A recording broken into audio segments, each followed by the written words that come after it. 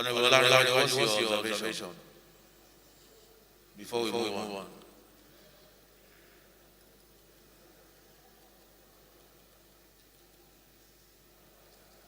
Or rather, Honorable Balogun, what's your observation? Honorable Balogun, what's your observation?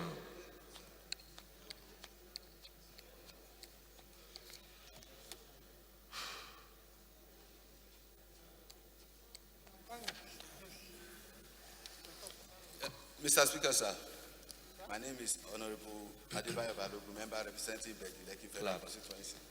Yeah, on the issue of the environmental motion raised yesterday, the lead committee recommended for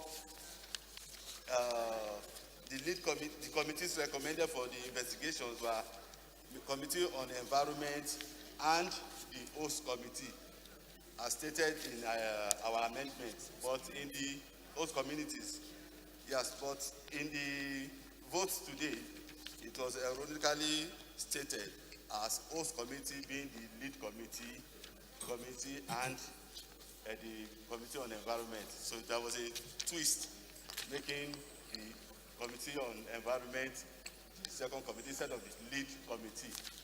So that's the... I think the decision of the House was a joint committee. It was not the issue of lead for host or that was not addressed. It was the issue of a joint committee. So please amend the votes are proceeded to reflect the resolution. On that note, honorable members, I've examined the votes and proceedings and approved as amended.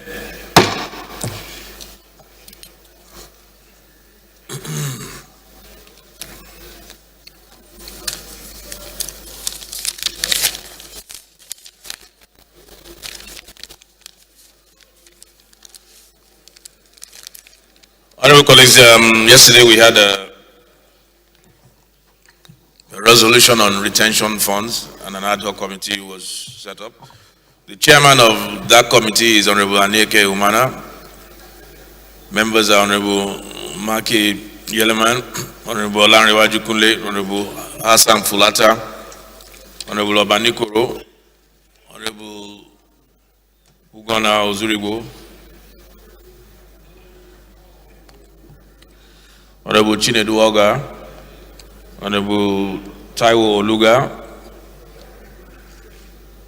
Honorable Amaomi Ogunola,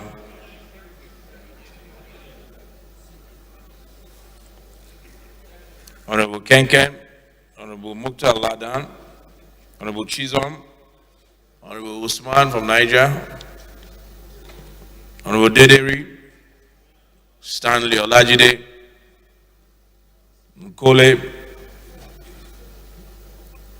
Yakubu Maraserki, Honorable Hassan Abdullahi, Honorable Tijani Zakaria, Honorable Sani Kiri, James Owolabi, Honorable Idahosa, Honorable Jato, Honorable Rabbi Ibrahim, Architect Rabbi Ibrahim, Honorable Bashir from Bauchi, Sam Gode, and Chinedu Onwoso, and of course Honorable Halims Aguda. I'm sorry, Honorable Halims from Kogi.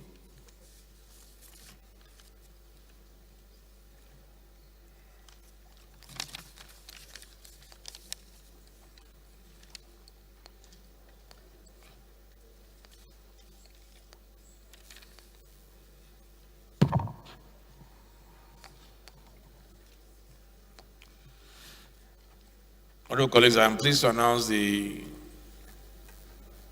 is an announcement from Honorable Dogwa, the House Leader. I am pleased to announce to the House the recent appointment of Honorable Bello A. Kaoje by His Royal Highness, the Emir of Gwandu, Major General Muhammadu Iyashu Bashar, CFR, after consultation with the members of the Gwandu Emirate Council with the distinguished title of Koguna Gwandu. The honor is in recognition and appreciation of his services and contribution to the development of the Emirate and the entire Kebbi State. The date of the official turbaning ceremony will be communicated to members in due course. Thank you. Signed, House Leader Honorable Al Hassan Ado Dogwa. Koguna, please rise. Congratulations.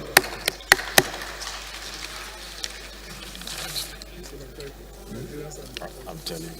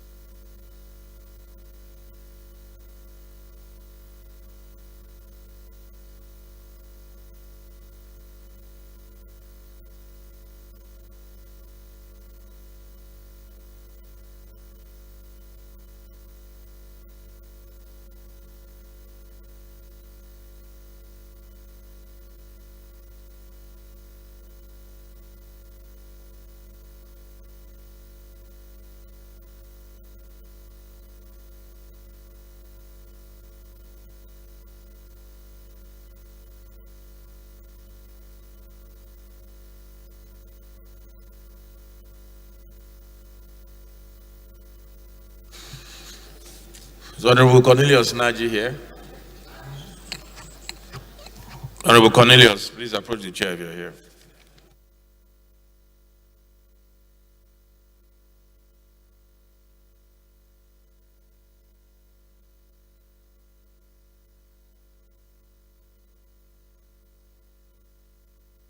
Any petitions?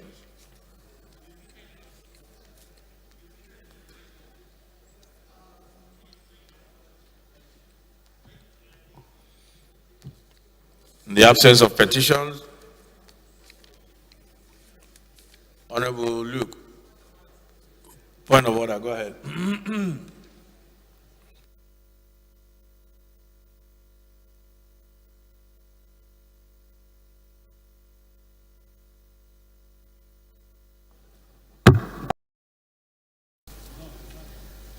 Thank you very much, Mr. Speaker. Onofiok Luke, 18 Nseribo Msurubion Federal Constituency of Akwa Ibom State. Mr. Speaker, I come under Order 8, Rule 4, matter of urgent public importance.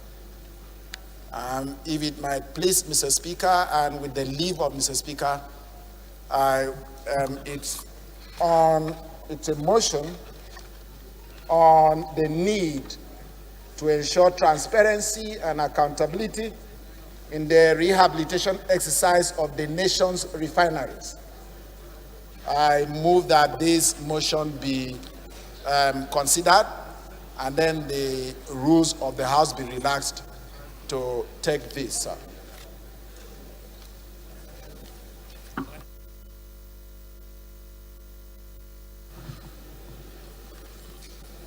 Any seconder?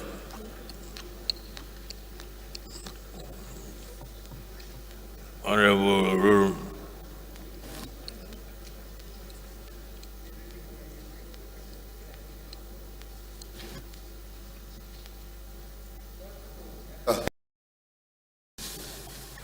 My name is Right Honorable Peter Anasoruru. I represent Ranobunkure Federal Constituency. The Speaker, I am from Kano. I rise to support the motion ably moved by Honorable Anapio Luke. I so second, Mr. Speaker. Thank you. Honorable Luke.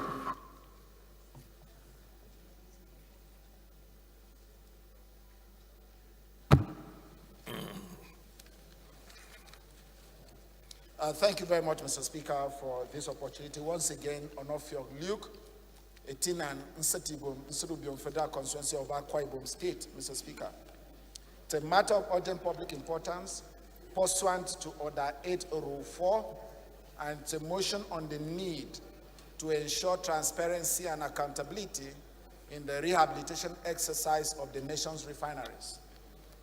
The House notes the recent news of the approval of the sum of $1.5 billion, about 575 billion naira, for the immediate commencement of rehabilitation work on the 32-year-old Port Harcourt refinery, faced at an estimated completion period of 44 months. That's approximately 4 years. With a three-component funding from Nigerian National Petroleum Corporation, NNPC, internally generated revenue, IGR, budgetary allocations provisions, and Afrexim Bank. Aware that the Port Harcourt refinery is located in Elisha Eleme, southeast of Port Harcourt, operates 2 oil refineries, including an oil plant commissioned in 1965 that can process 60 barrels per stream day of crude, as 60,000 barrels per stream day of crude, as well as a new plant commissioned in 1989, which has a capacity of 150,000 barrels per stream day of crude. Concerned that NNPC had allegedly spent about 25 billion in turnaround maintenance of refineries in the past 25 years. This latest prevailing development is coming after promises by the government after promises by the current government that government would no longer spend on the facility. Previous rehabilitations notwithstanding, the Nigerian National Petroleum Corporation, NNPC audit report had last year reviewed that 3 of the nation's 4 refineries recorded 1.64 trillion naira cumulative losses in their 2014 to 2018 details. Despite processing no crude oil in June last year, the 3 refineries still cost the country 10.23 billion naira in expenses. The 3 refineries processed no crude oil because of the rehabilitation works being carried out on them. Therefore, there was no associated crude plus freight cost for the 3 refineries since there was no production, but operational expenses that amounted to 10.27 billion naira. This resulted in an operating deficit of 10.2 billion naira by the refineries, Mr. Speaker. Concerned that just in July 2017, major structural construction began at the Dangote refinery, 650,000 barrels per day refineries with partial refining capability likely in 2022. The same lag period that rehabilitation will be carried out on the 210,000 barrels per day Port Harcourt refineries. Deeply worried by the public uproar on these latest initiatives, the voice of the National Assembly must be recorded to ensure judicious use of the proposed $1.5 billion, considering the fact that the facility has failed to perform after years of rehabilitation, repair, stroke maintenance. The House therefore resolves, 1, to mandate the House Committee on Petroleum Resources downstream to carry out an investigative hearing and conduct a comprehensive audit of funds previously spent on the rehabilitations to repairs and maintenance of the Port Harcourt refineries and the key performance indicators therefrom. 2, to mandate this committee to examine the performance bond, assurance, warranties, and guarantees put in place for operating and maintaining the plants after commissioning, and report to the House for further legislative action within 6 weeks. 3, to urge the federal government to grant license and provide incentives for the building and construction of modular refineries. And 4, finally, House Committee on Compliance to ensure compliance to this resolution of the House. I so move, sir.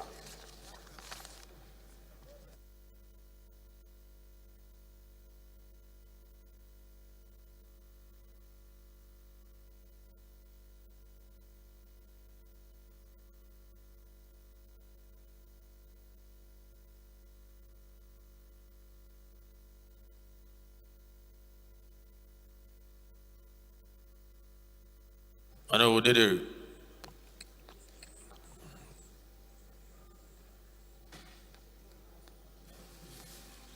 Thank you, Mr. Speaker. Honorable colleagues, my name is Honorable Haruna Isa Dedere. I represent Kala Rogo Federal Constituency, Mr. Speaker, from Kano State. I rise, Mr. Speaker, honorable colleagues, to second the motion heavily moved by Honorable Onofio Luke. I so second.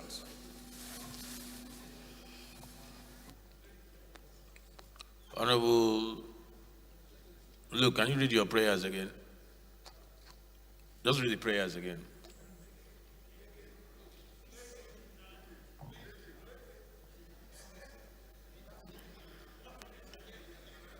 Yeah, you can help him read the prayers.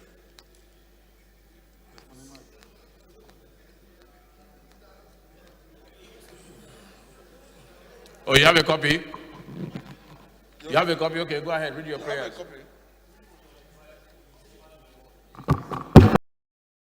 Thank you very much, Mr. Speaker. The prayers are as follows. 1. The House resolves to mandate the House Committee on Petroleum Resources downstream to carry out an investigative hearing and conduct a comprehensive audit of funds previously spent on the rehabilitations to repairs and maintenance of the Port Harcourt refineries and other refineries across the country and the key performance indicators therefrom. 2. To mandate its committee to examine the performance bond, assurance, warranties, and guarantees put in place for operating and maintaining the plant after commissioning and report to the House for further legislative action within 6 weeks. And 3, to urge the federal government to grant licenses and provide incentives for the building and construction of modular refineries. And 4, the House Committee on Compliance to ensure compliance to this resolution. Motion seconded by Honorable Dere. Those in favor, please say aye. Aye. Amendment? Okay, Honorable Toby, what's your amendment?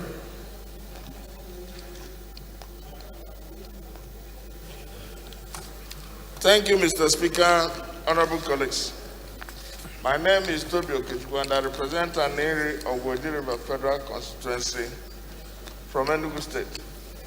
Mr. Speaker, I agree with the prayers, but I also want us to add that the remaining refineries, Kaduna and Warren refineries, are also incurring losses and are deficit institutions.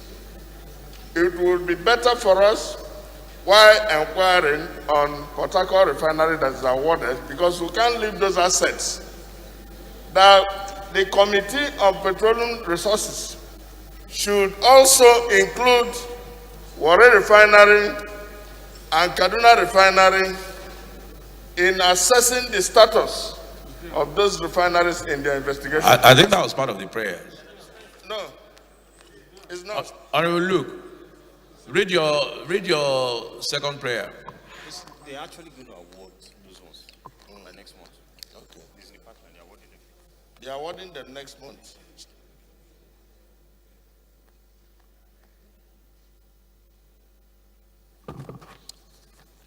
Prayer 2, to mandate its committee to examine the performance bond, assurance, warranties, and guarantees put in place for operating and maintaining the plant after commissioning and report to the House for further legislative action within 6 weeks. Try read one again. Prayer 1.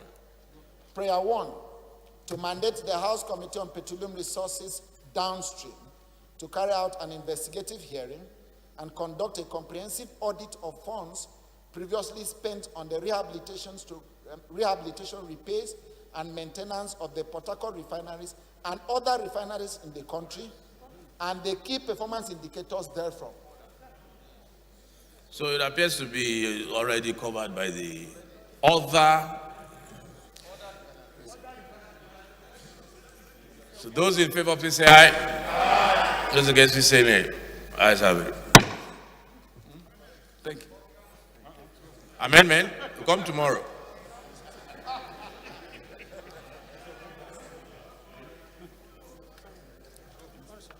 Honorable Stanley Olajide, go ahead with your motion. Bob? Huh? Amendment on the last. We've already hit the gavel now. Through amendment.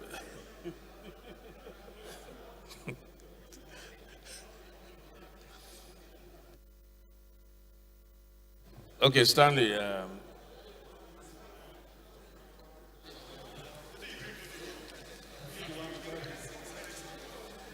The mic next to you.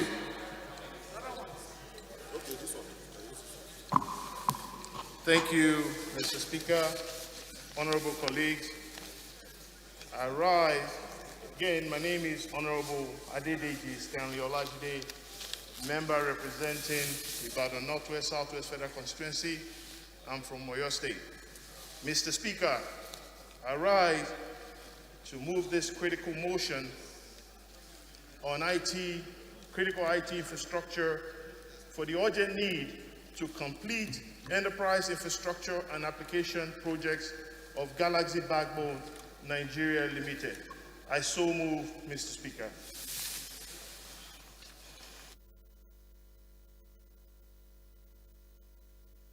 Okay, second that.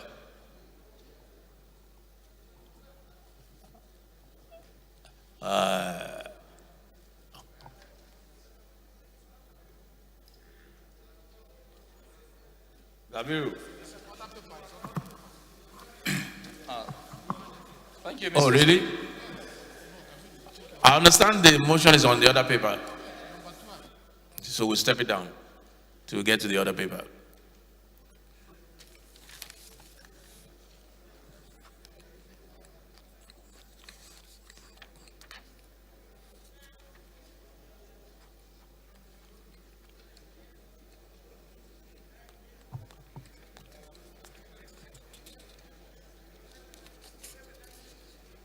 Honourable members, the first business of the day is presentation of 17 bills, and I invite the clerk to read their short title.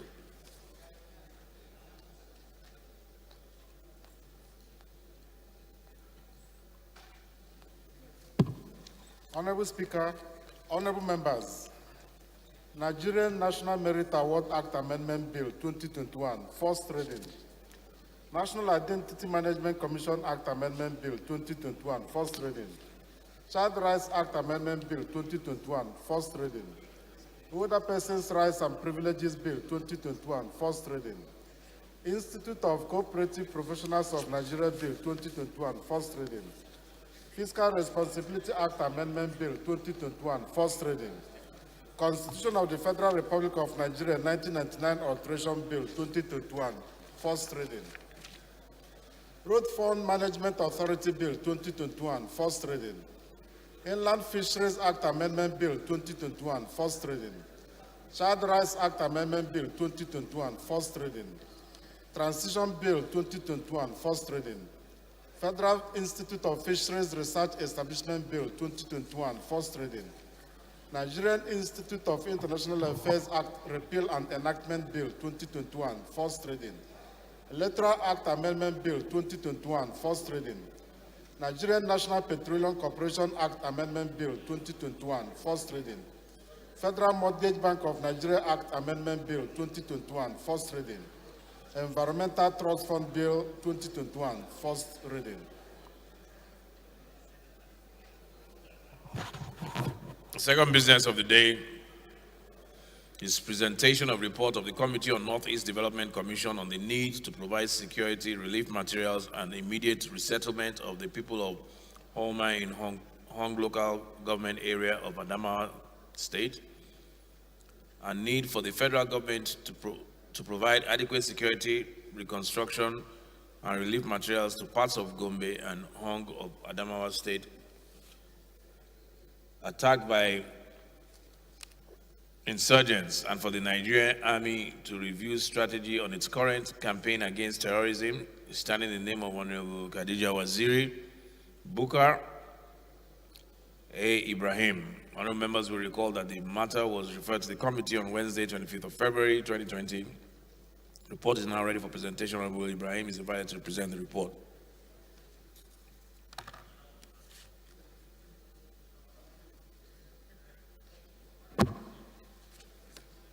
Thank you, Mr. Speaker, honorable colleagues. My name is Honorable Khadija Waziri Bukar Ibrahim, representing Damaturu, Tarmuwa, Gujiba Gulani Federal Constituency of Yobe State. I rise to move that the House do receive the report of the Committee on Northeast Development Commission on the need to provide security, relief material, and immediate resettlement of the people of Holma in Hong local government area of Adamawa State, and the need for the federal government to provide adequate security, reconstruction, and relief materials to parts of Gumbi and Hong of Adamawa State attacked by insurgents, and for the Nigerian Army to review strategy on its current campaign against terrorism. Thank you, Mr. Speaker. Yes, Honorable Abejide, can you please second?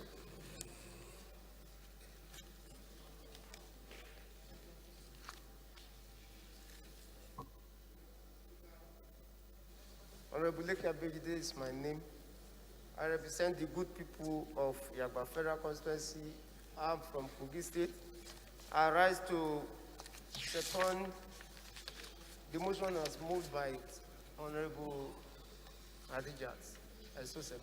Those in favor of the motion to lay the report, please say aye. Those against, please say nay. Ayes have it. Honorable Ibrahim, please lay your report.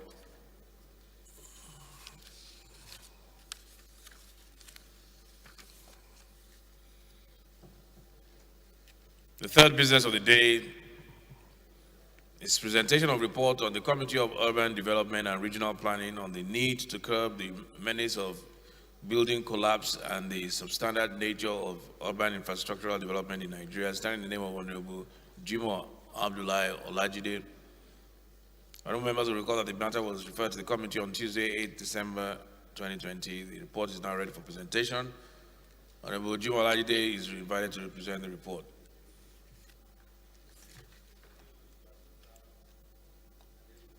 Rahim Olajide, I represent Lagos Mainland, Federal Constituency, Lagos State.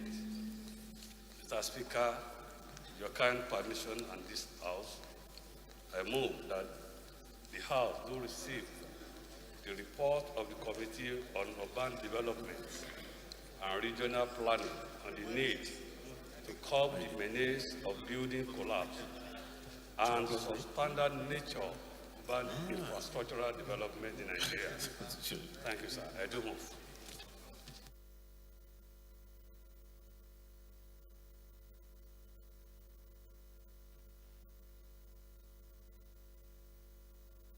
The second, Honorable.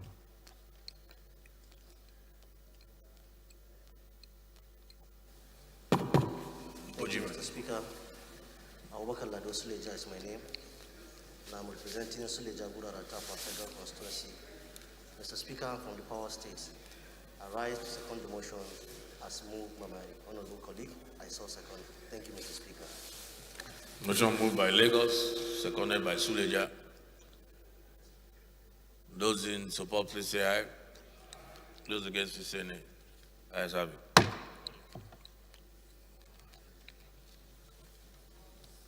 Honorable Lado, I haven't seen you in a while. Everything okay? Everything is okay.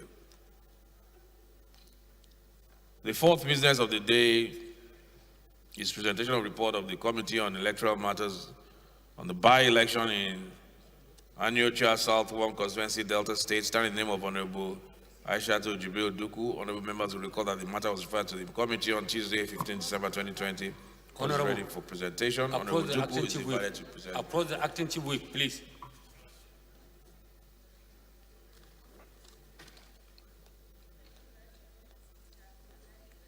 Colleagues, I'm Honorable Aishatu Jibril Duku, Gimbiar Duku, member representing Dukuna for the Federal Constituency.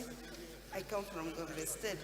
Mr. Speaker, may I move that the House do receive the report of the Committee on Electoral Matters on the referral on the by-election in Aniota South 1 Constituency, Delta State. I so move, Mr. Speaker.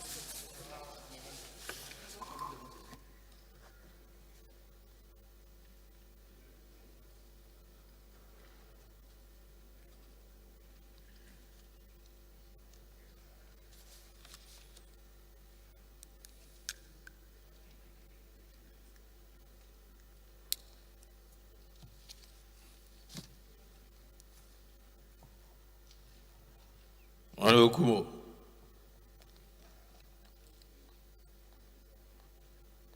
Usman Bello Kumo is my name, member representing Akko Federal Constituency. I rise to second the motion as ably moved by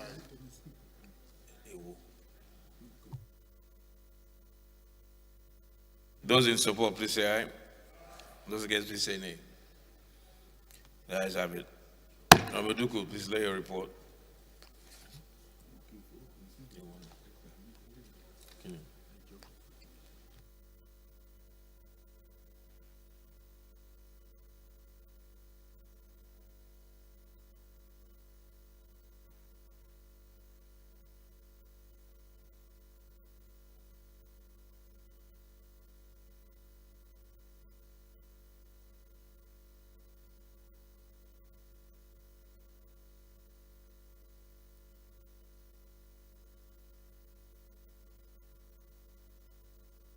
The fifth business of the day is presentation of 3 reports of the Committee on Public Petitions. Standing in the name of Honorable Jerry Alagbaso, Honorable Alagbaso is invited to present the report.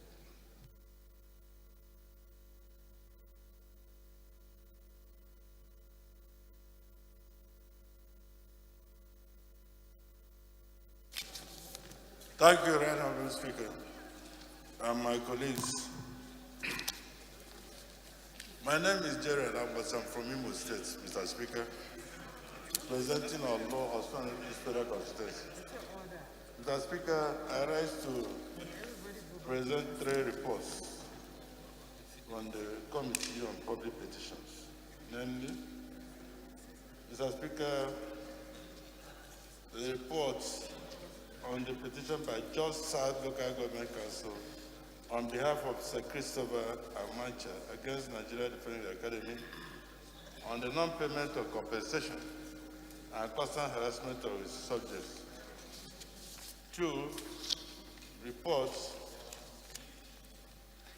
on the petition by Afon against the Nigeria Customs Service on his unlawful retirement from the service. And 3, report on the petition by Ms. Peace Obialo against the University of Nigeria on the overpayment of 3.something million salary indebtedness to him. Mr. Speaker, I so present.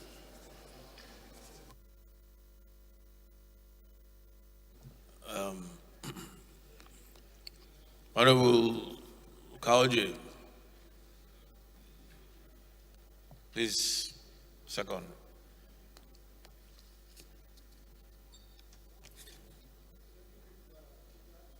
My name is Honorable Bello Kaoje, member representing Bagudasuru Federal Constituency. Mr. Speaker, I'm from Kebbi State. I rise to second the motion moved by my colleagues. Mr. Speaker, I so second. Those in support, please say aye. Those against, please say nay. The ayes have it. Honorable Alagbaso, please lay your report. The first order of the day is commencement of debate on the general principles of a bill for an act to provide for establishment of the Institute of Economists of Nigeria, charged with the responsibility of determining the level of education required to become professional economists of the institute, and for related matters, standing in the name of Honorable Solomon Marine. Honorable members will recall that the bill was read the first time on Tuesday, 20 October 2020, and I invite Honorable Marine to move that the bill be read a second time.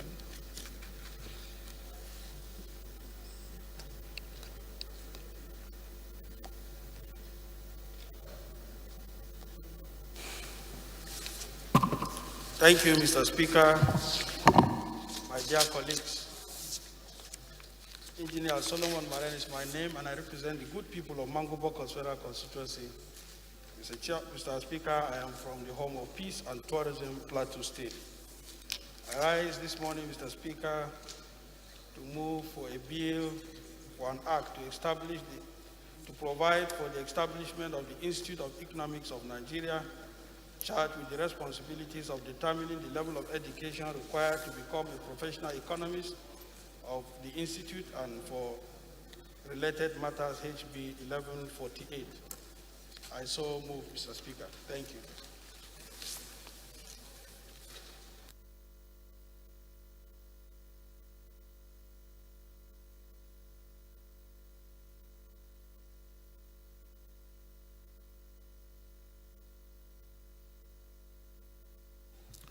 Anybody to second Honorable Marine's motion? Baba.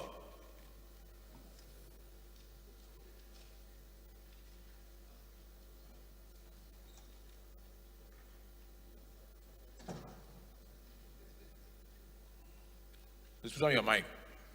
Okay, Honorable Yusuf. Thank you, sir. I'm TJ Yusuf. I represent the people of Kababunu Jimufara constituency. I rise to second the motion ably moved by Honorable Mari. To second, Mr. Speaker. It's an establishment bill. I'm not sure there is a need to. It's 12:40. Let's just put the question. Those who support, please say aye. Those against, please say nay. Ayes have it. Clerk, please read the long title.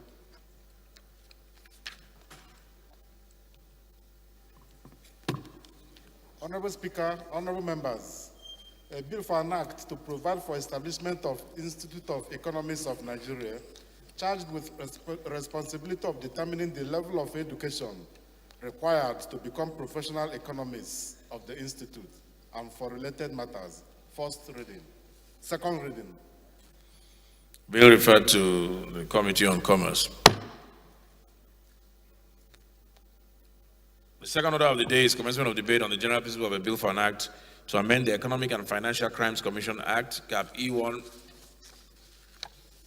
Laws of the Federation of Nigeria 2004 to provide for restructuring and composition of the commission by including members of independent organizations in its membership, establishment of Operations Review Committee, Witness Protection Unit, Detention Unit, and compensation of victims of financial crimes, and disqualification of convicted persons from holding or continue to hold public offices, to make provisions for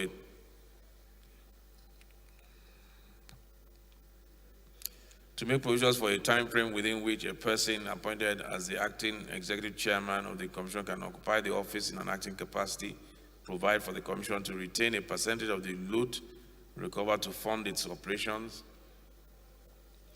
and for related matters, stand in the name of Honorable Osai Nicholas Osai, Honorable Tajuddin Yusuf, Honorable Olawale Tasir Raji, and Honorable Kabiru Ibrahim Tukura.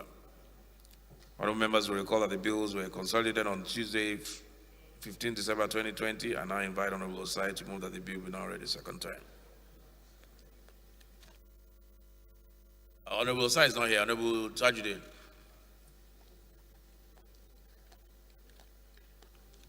Thank you, Mr. Speaker. Mr. Speaker, my dear colleagues. I rise, Mr. Speaker, that the bill. Thank you, sir. That the bill for an act to amend the Economic and Financial Crime Commission Act Cap A1, Laws of the Federation, Federal Republic of Nigeria, 2004, provide for the restructuring and composition of the commission by including members of independent organizations in its membership, establishments and Operation Review Committee, Witness Protection Unit, Detention Unit, and composition of victim and financial crime and disqualification of concerned persons from holding or continuing holding public office, to make provision for a time frame within which a person appointed as acting executive chairman of the commission can occupy the office in an acting capacity, provide for the commission to retain some percentage of the loot recovered to fund its operation and other related matters. Mr. Speaker, I so move.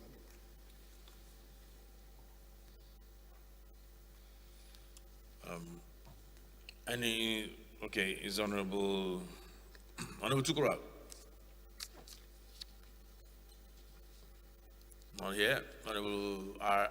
Honorable Raji, the co-sponsor.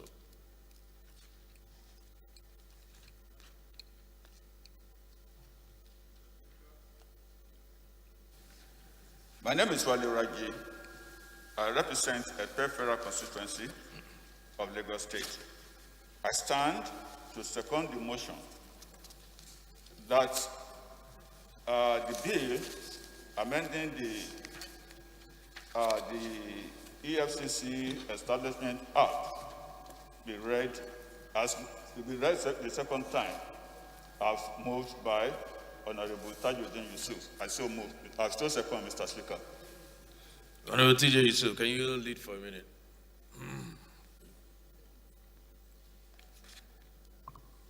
Thank you, Mr. Speaker.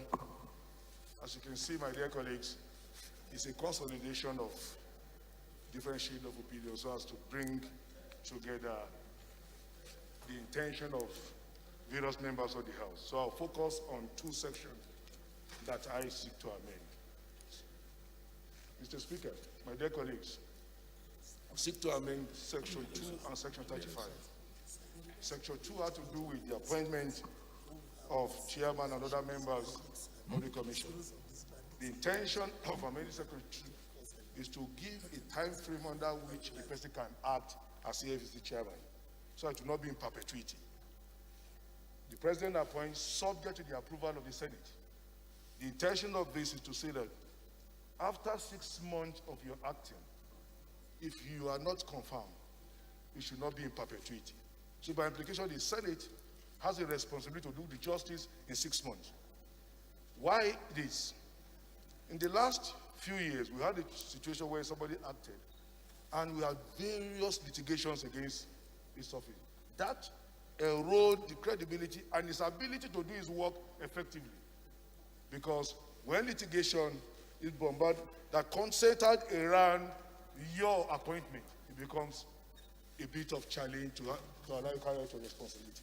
My dear colleagues, the intention of this is to see, since we have experienced this, to forestall it happening again and put in doubt the responsibility and the ability of whoever is the chairman to do his work. The second part, I am one of those who have accused the EFCC of doing media trial.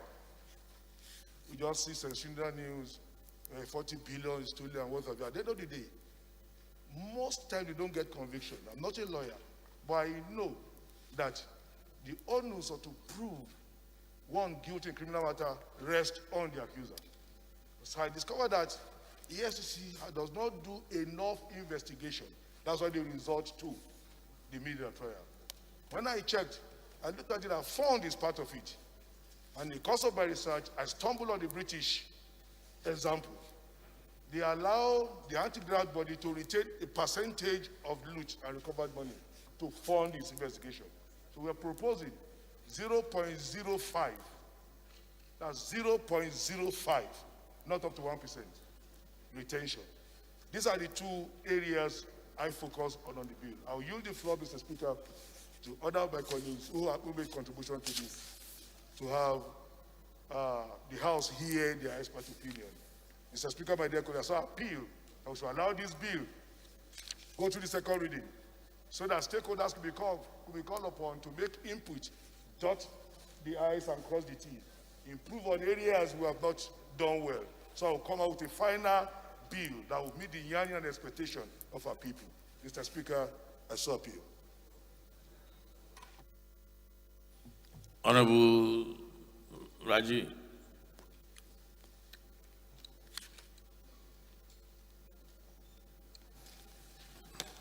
Thank you, Mr. Speaker. My name is Wali Raji. I represent a peripheral constituency. Now, in addition to the parts of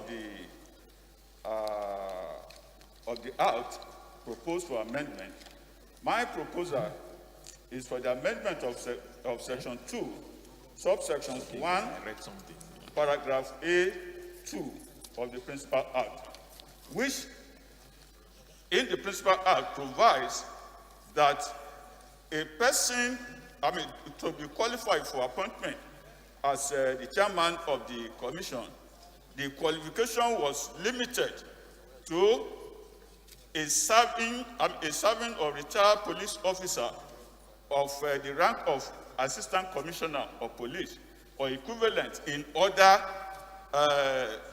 forces and paramilitary agencies. So, but this proposal for amendment is to widen the scope. Not limiting it to just police officers alone, but other qualified individuals within the public or private sector with relevant experience in crime management. You know, like, with this, people like qualified professionals like lawyers, accountants, auditors, you know, could be appointed. So the whole essence is to widen the scope, you know, of the qualification for the appointment as the chairman of EFCC. So that the country could be best served, you know, by people so appointed. So, Mr. Speaker, I join my colleague who spoke earlier that we approve that this bill amendment be passed for the second reading so that it will go to the committee for public hearing. I so submit, Mr. Speaker. Thank you.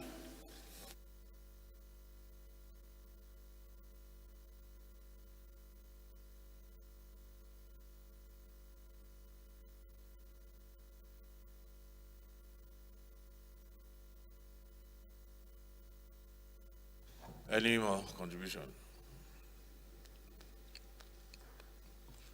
Okay, Honorable TJ, Honorable Raji, your bill talks about conviction, something like there's a from holding office if you are convicted. Huh? Oh, that's Honorable Osai's portion. Okay. Yeah, it's a very good inclusion. My concern is that can you do that through a bill or constitutional amendment?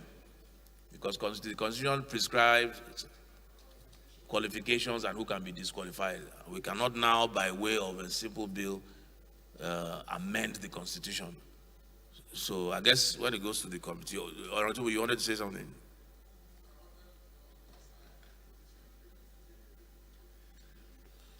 I think Honorable Osai's portion of the bill is that anybody that is convicted should be disqualified from holding office in the bill. But I'm saying that has to be a constitutional amendment, at least that portion of it. Anyway, it will get to the committee, hopefully, and then they'll work on that. Those in support, please say aye. Those against, please say nay. Ayes have it.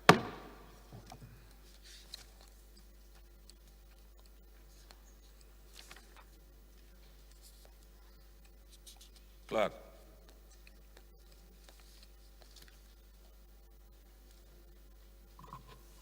Honorable Speaker, honorable members, a bill for an act to amend the Economic and Financial Crimes Commission Act, Cap E1, Laws of the Federation of Nigeria, 2004, to provide for restructuring the composition of the commission by including members of independent organizations in its membership, establishment of Operations Review Committee, Witness Protection Unit, Detention Unit, and compensation of victims of financial crimes, and disqualification of convicted persons from holding or continuing to hold public offices, to make provisions for a time frame within which a person appointed as the acting executive chairman of the commission can occupy the office in an acting capacity, provide for the commission to return a percentage of the loot recovered to fund its operations, and for related matters. Second reading.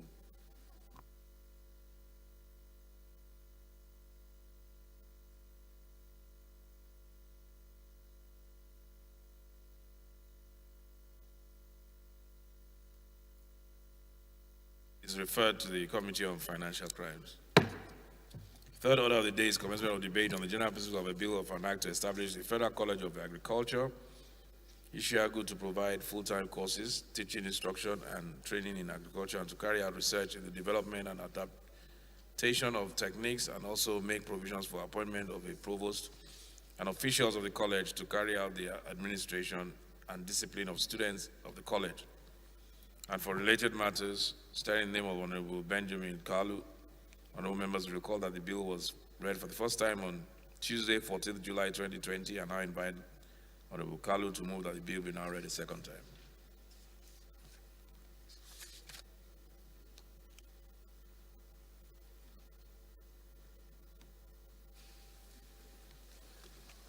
Thank you for the opportunity, Mr. Speaker. Honorable colleagues, my name is Benjamin Okezekal. I represent the good people of Nigeria, starting from Bend Federal Constituency. Mr. Speaker, honorable colleagues, I'm from Abia State.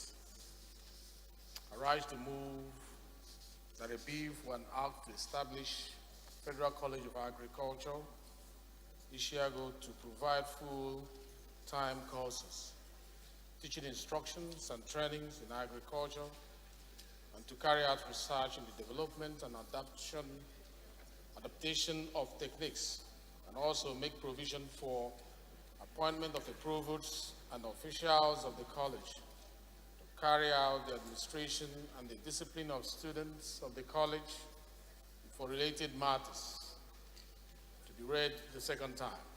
So moved. Honorable Kiruka. Thank you, Mr. Speaker. I am Kiruka Onyegeorge. I represent the good people of Isukwatu Munu Federal Constituency.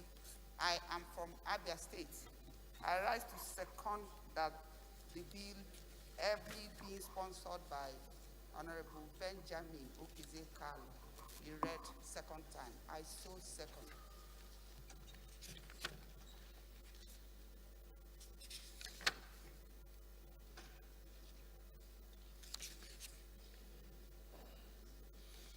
Honorable Carlos, this is an infrastructure bill. I don't think there's much explanation there. So we'll just put the question. Those in support, please say aye. Those against, please say nay. Ayes have it. Fourth order, clerk, long title.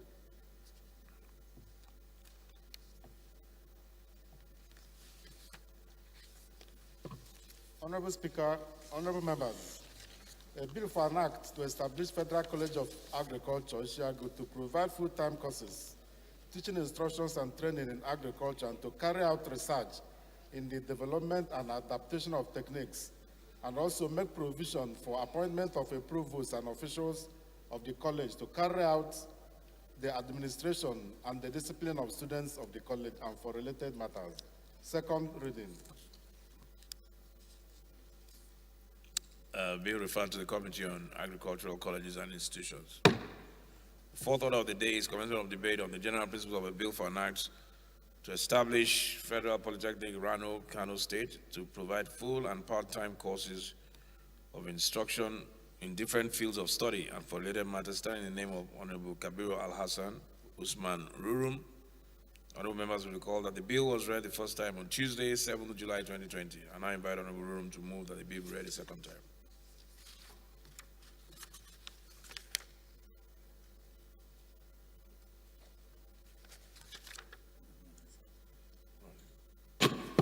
Thank you, Mr. Speaker.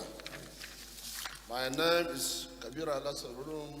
I represent Rano Bunko, the Kebe Federal Constituency. Mr. Speaker, my respected colleagues, I am from Kano. Mr. Speaker, I rise to move that I bill for an act to establish Federal Polytechnic Rano, Kano State, to provide full and part-time courses of instructions in different fields of studies and for related matters for second reading. I so move, Mr. Speaker. Thank you.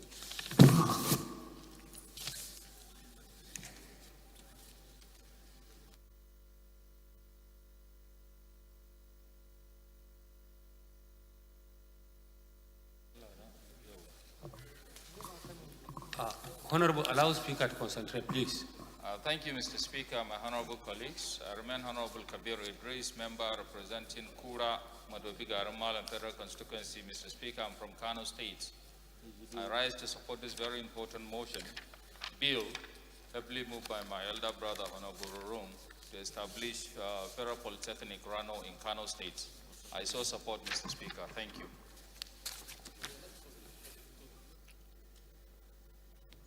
Okay, it's again an infrastructure motion, establishment motion rather, so we'll just put the question. Honorable, those in support, please say aye. Those against, please say nay. Ayes have it. Clerk.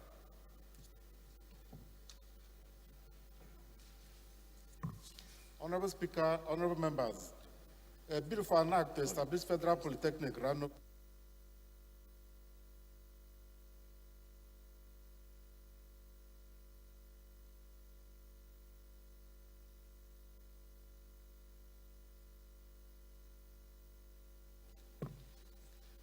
A bill for an act to establish Federal Polytechnic Rano, Kano State to provide full and part-time courses of instruction in different fields of studies and for related matters. Second reading.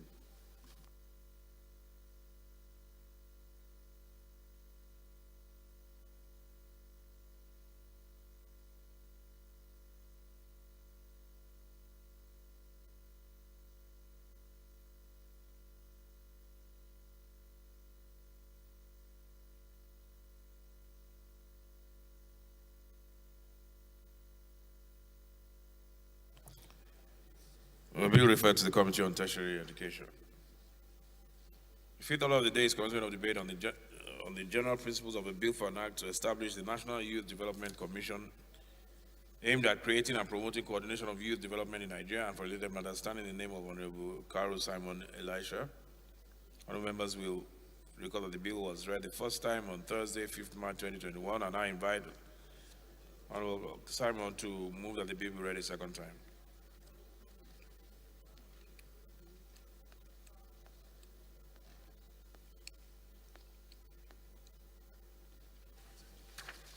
Mr. Speaker, honorable colleagues, my name is Honorable Karu Simon Elisha. I represent the people of Kaltungo, Shongong Federal Constituency. Mr. Speaker, I am from Gombe State. Mr. Speaker, I rise on behalf of the Nigerian youth to move a bill for an act to establish the National Youth Development Commission aimed at creating and promoting coordination of youth development in Nigeria and for related matters. Mr. Speaker, I so move that the bill should be taken for the second reading.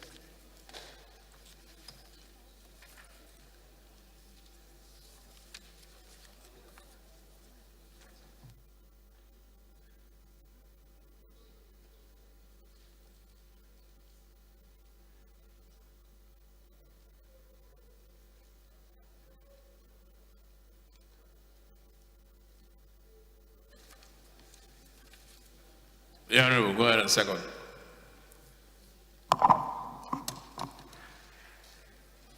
Mr. Speaker, honorable colleagues, my name is Victor Melat Anzaria. I represent the people of Balanga Bildiri Federal Constituency. Mr. Speaker, from Gombe State. Mr. Speaker, honorable colleagues, I rise to support the motion for an act to establish National Youth Development Commission that aims at creating and promoting coordination of youth development in Nigeria, as heavily moved by my brother, younger brother, for second reading. Thank you. I so second. Honorable Victor, please approach the chair. Honorable Simon, lead for a minute.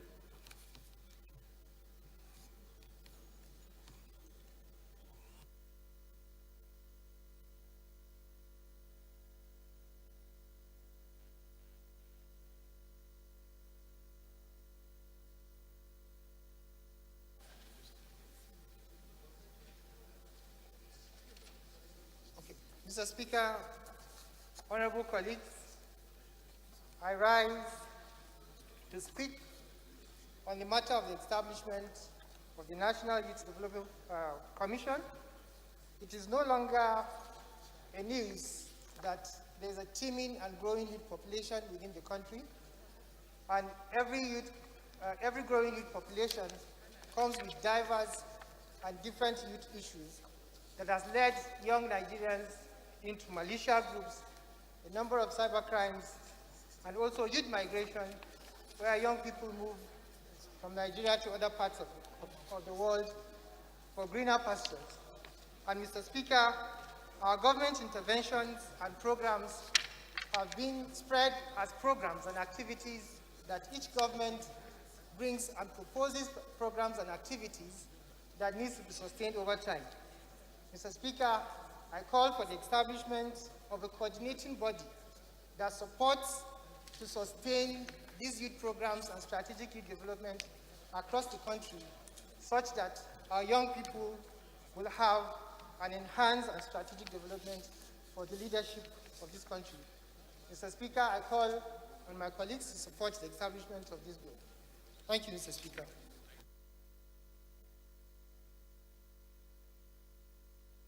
Thank you. Those in support, please say aye. Those against, please say nay. Ayes have it. Yeah.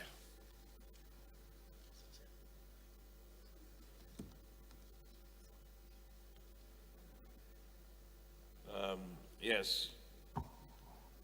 Clerk. Honorable Speaker, honorable members, a bill for an act to establish National Youth Development Commission aimed at creating and promoting coordination of youth development in Nigeria and for related matters. Second reading.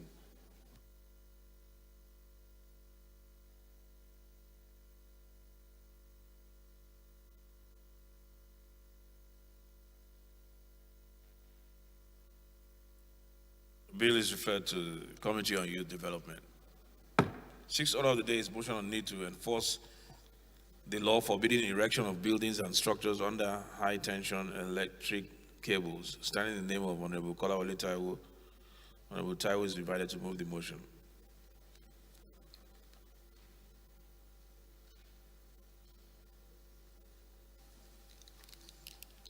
Thank you, Mr. Speaker. My name is Honorable Kolawole Taiwo. I represent Ajeromi Feludu Federal Constituency, Ajibuna from Lagos. I rise to move that the House notes the indiscriminate and unlawful erection of buildings under high-tension electric cables all over the country, as well as commercial activities taking place on the right-of-way of the high-tension electric cables. Aware that there are existing laws that forbid the erection of buildings under electric high-tension wires, which specify a 50 meters distance between power lines and buildings. Also aware the laid down safety standard for electric installations in the country and the effort of the Nigerian Electricity Management Service Agency towards reducing electricity accidents all over the country. Concerned that people build and transact business under 33 kVA power transmission lines and therefore susceptible to be electrocuted, as many Nigerians have met their untimely death as a result of either doing business or building under high-tension electric cables, which are not maintained and have not been changed over the years since they are installed. Resolved to urge the Nigerian Electricity Management Service Agency and other relevant agencies to, as a matter of urgency, demolish all buildings and structures under high-tension electric cables all over the country. Also urge Minister of Power to ensure that maintenance of high-tension cables are time-bound and not just carried out repairs and maintenance when accidents occur. Also mandate the Committee on Power to ensure implementation. I so move. The Honorable Nengi, please second.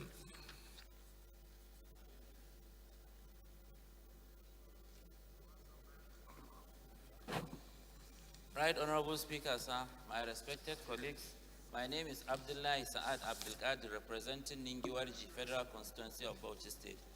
I rise to second the motion ably moved by my colleague. I so second. Okay, if there are any, before we put the question, any amendment? Honorable Balogun.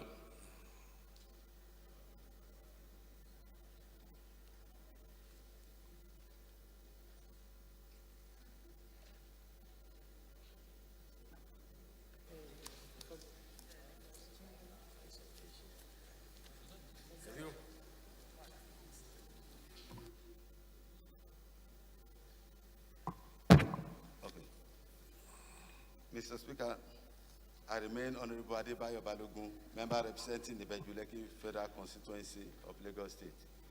I want to add to the prayers that urge the Committee on Urban and Regional Planning to liaise with the Nigeria Electricity Management Service Agency in order to identify the actual defaulters.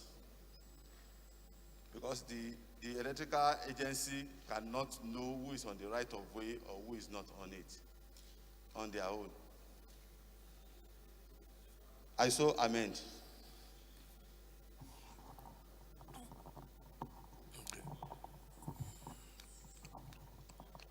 Honorable Akin Alavi, please second.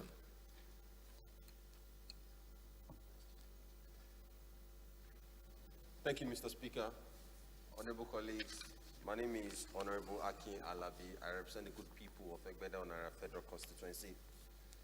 I rise to second the amendment ably moved by my colleague. I still second, Mr. Speaker. Those in support of the amendment, please say aye. Those against, please say nay.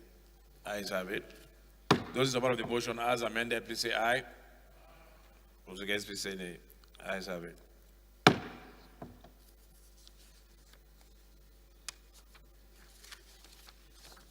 The seventh order of the day is a motion on attacks by Boko Haram insurgents on Katako community, Gujba local government area in Yobe State. Standing name of Honorable Khadija Waziri Bukar Ibrahim and 5 other honorable members. Honorable Ibrahim is invited to move the motion.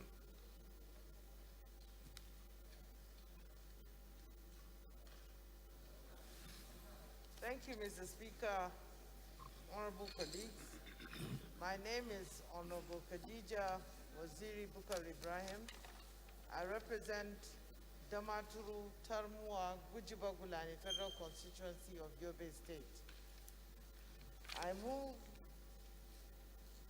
have a motion of the attacks by Boko Haram insurgents on Katarko community, Gujiba local government area, Yobe State.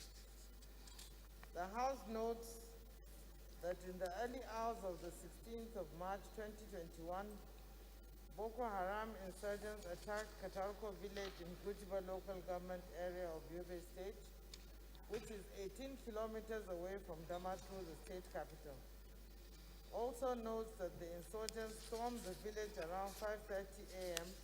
and started shooting sporadically, displacing residents who ran into the bush for safety, burnt the community primary school and the only primary healthcare center in the area, and also set the military base ablaze. Aware that efforts of security operatives have been commended for daily patrolling the roads. However, there is need to improve the current strategies of curbing the insistent attacks. Resolves: 1. To urge the National Northeast Development Commission (NEDC) and the National Emergency Management Agency (NEMA) to provide succor and relief materials to victims of the affected community.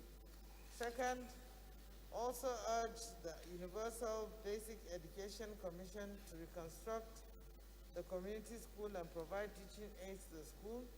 Third, call on the military authorities to improve on their current operations in the area and the whole Northeast zone to forestall such attacks in the future. And fourth, to mandate the committees on Northeast Development Commission, National Emergency Management Agency, Basic Education and Services, and Defense to ensure compliance. I so move, Your Excellency. Honorable Maki. Thank you, Mr. Speaker, my honorable colleagues. I'm Abubakar Maki Elleman. I'm from Jigawa State. I represent Madam Odori Kaugama Federal Constituency. I rise to second the motion heavily moved by my senior colleague. Thank you, sir. I so move. Those in support, please say aye. Those against, please say nay. Ayes have it. Eighth order of the day is a motion on need to erect a perimeter fence at the National Institute of Construction Technology and Management in Edo State, standing in the name of Honorable Sejus Ogun. Honorable Ogun is invited to move the motion.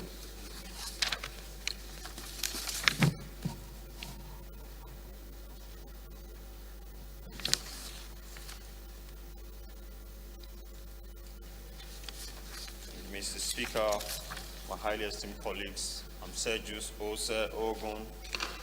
I represent Eastern Northeast, Eastern Southeast, and I'm from Edo State. I rise to move that we need to erect a perimeter fence at the National Institute of Construction Technology and Management. Honorable Fago allows the leader to concentrate on the floor, please. Honorable Fago. The House notes that the apprehensive security situation in the country has manifested in the serial abductions of students from schools by armed bandits, has assumed a worrisome dimension of utmost urgent national concern. The House also notes that the security and welfare of the people shall be the primary purpose of government as enshrined in Section 14, Sub 2B of the Constitution of the Federal Republic of Nigeria, 1999, as amended. The House further notes that the National Assembly is empowered to make laws for peace, order, and good governance of the Federation, or any part thereof as enshrined in Section 4, Sub 2 of the Constitution of the Federal Republic of Nigeria, 1999, as amended. The House is informed that on 10th March 2021, a group of armed bandits stormed the National Institute of Construction Technology and Management, Uromi, Edo State, and kidnapped a staff and 2 students of the institute.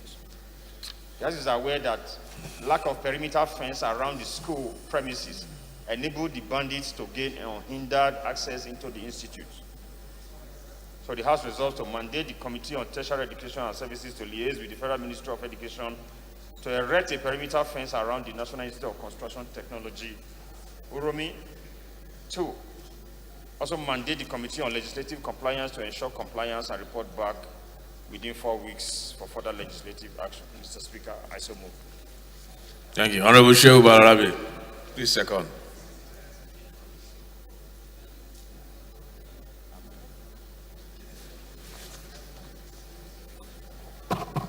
Thank you, Mr. Speaker.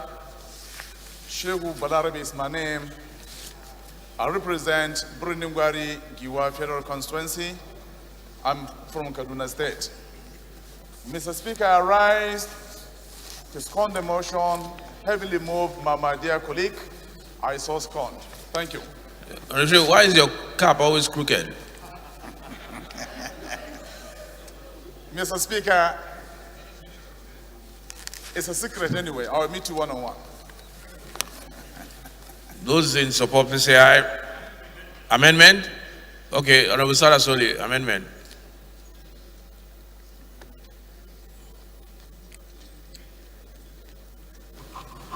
Mr. Speaker, my name is Sada Soli, representing GBI Kaita Federal Constituency. Mr. Speaker, I just want to amend prayer 1. Delete the word layers to ensure, instead of committee to layers, the committee should ensure the ministry, the Federal Ministry of Education erects. The committee should ensure, not to layers. I think it should give it much more force than liaising with them. Otherwise, it will take ages. But they should ensure. Honorable Sergius, do you want to second the amendment to your motion?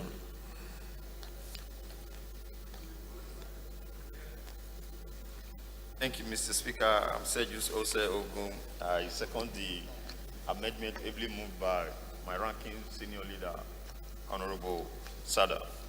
I so second. Thank you. Those in favor, please, in support, please say aye. Those against, please say nay. Ayes have it. Those in favor of the motion as amended, please say aye. Those against, please say nay.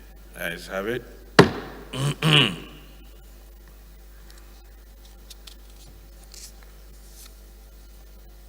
Okay. Honorable TJ, you have another motion. Oh, I was wondering. Okay. The 9th order of the day is a motion on deteriorating state of public infrastructure in Abuja City Center. Standing in the name of Honorable Yusuf Ayo Tajuddin, Honorable Tajuddin is invited to move the motion. Same thing. Thank you, Mr. Speaker. TJ Yusuf. I represent the people of Kaba, Bono Ijimu Federal Constituency. Mr. Speaker, my dear colleagues, I rise that the motion on the deteriorating state of public infrastructure in Abuja City Center. The House note that Abuja, which is recognized by various local and international peer review organizations as the most modern city, top quality, pace-setting event and conference hub of Africa, is now experiencing an all-time low in terms of infrastructure and environmental development. Also note that in and around the city center, infrastructure decay is enrolled, undulated drainage system, unclean debris, damage and blockage, blocked manholes, ineffective street lights, and non-functional traffic lights are common features. Concerned that the growing infrastructural decay within the city center, if left unchecked, may lead to a variety of health, social, and security challenges among residents and visitors who come in large number on a daily and regular basis to the city center. Also concerned that the present debilitated condition of the public infrastructure in the city center have the potential of slowing down meaningful investment and development in the city. Further concerned that despite yearly budgetary allocation to Federal Capital Territory Administration, FCT, for the maintenance and rehabilitation and upgrade of infrastructure, the FCTA and relevant agencies have serially exhibited gross inefficiency, outright ineptitude, and apparent non-commitment to this responsibility. Therefore, the House resolved that mandate the Committee on Federal Capital Territory to carry out a comprehensive investigation on the deteriorating state of public infrastructure in Abuja City Center and report back to the House within 2 weeks for further legislative action. I so move, Mr. Speaker. Honorable Asuko.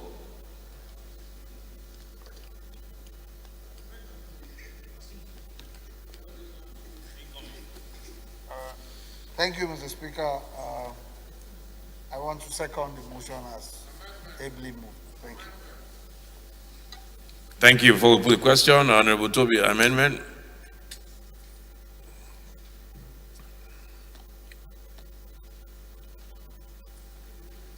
Thank you, Mr. Speaker, honorable colleagues.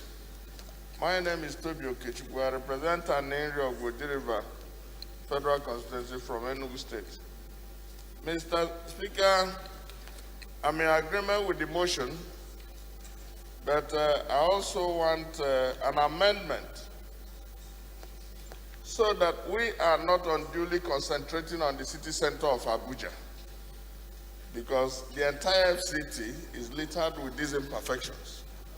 So I move that we delete infrastructure in Abuja city center to replace it with public infrastructure in FCT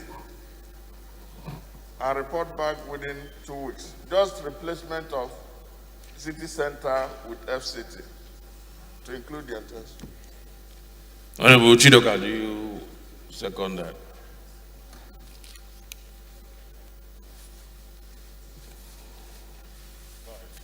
Thank you, Right Honorable Speaker, honorable colleagues. Obinna Chidoka, member representing Idemili North, Idemili South Federal Constituency of Anambra State. I rise to second the amendment as moved by Right Honorable Toby Okechukwu. I so second. Those in support of the amendment, please say aye. Those against, please say nay. Ayes have it.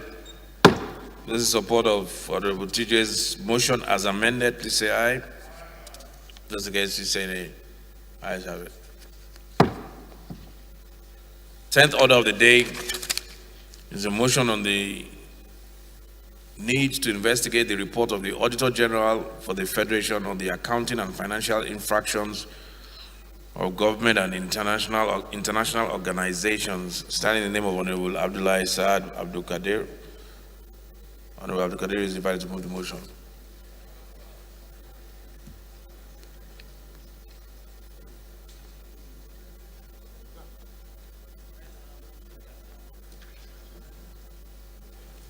Okay, this is working.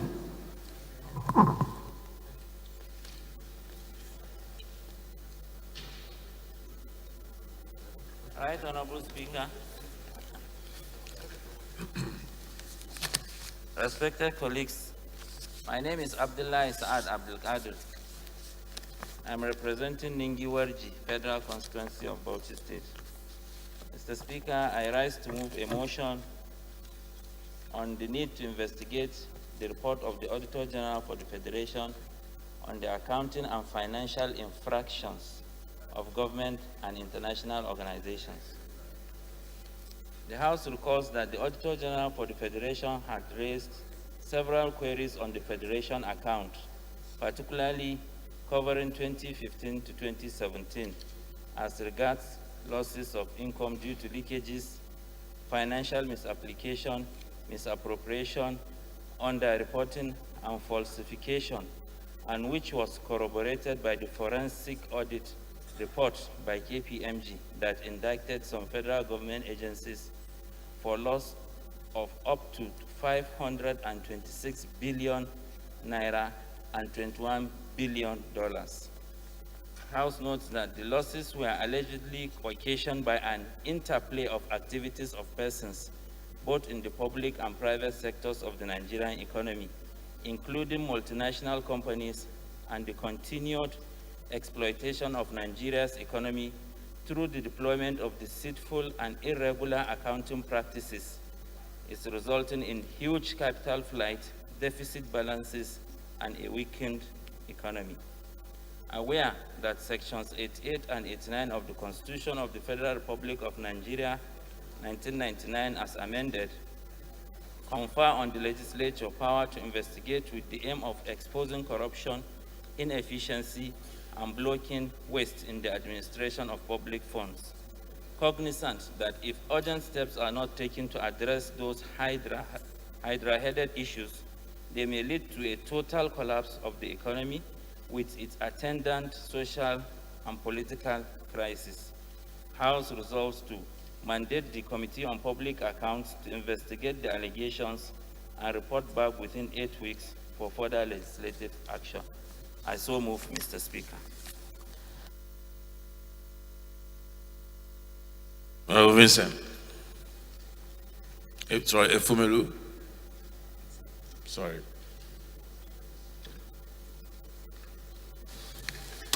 Thank you, Mr. Speaker. Thank you, honorable colleagues. My name is Vincent Ekene Ofumelu. I represent the good people of Oyi, and I am a federal constituency of Anambra State. Mr. Speaker, I'm from Anambra State.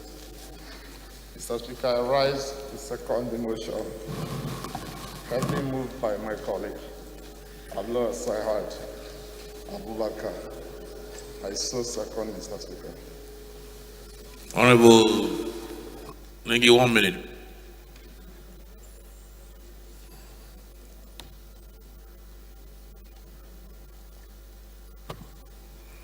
Right, Honorable Speaker, sir, my distinguished colleagues.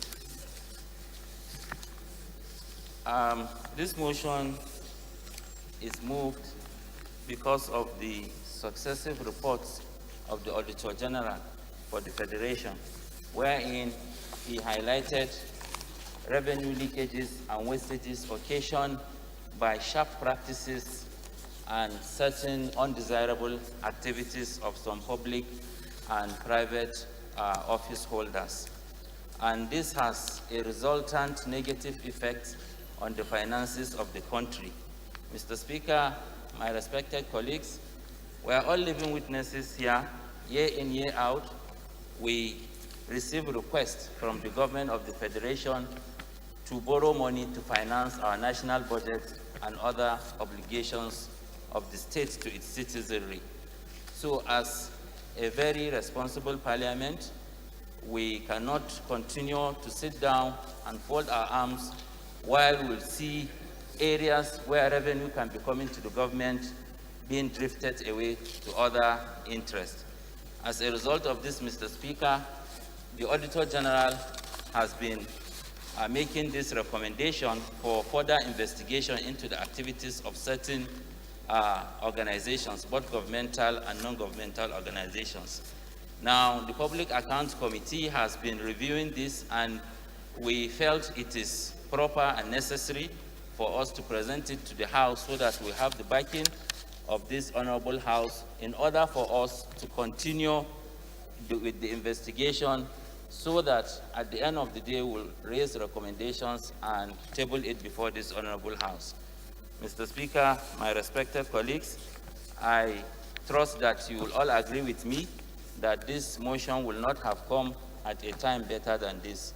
For this, I urge my honorable colleagues to support this motion in its entirety. Thank you very much, Mr. Speaker.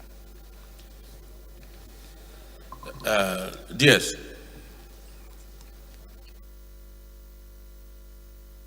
Fellow colleagues, my name is Ahmed Idris. I represent Uwase, Federal Constituency Plateau State, by the grace of God, member of this parliament.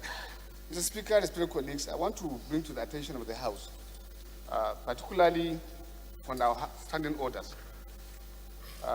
If you turn to Committee on Public Accounts, among their duties, is stipulated like this: this Auditor General shall bring to the attention of the committee any prepayment audit queries raised by the internal auditors of the ministry, departments, agencies, but overruled by the chief executive.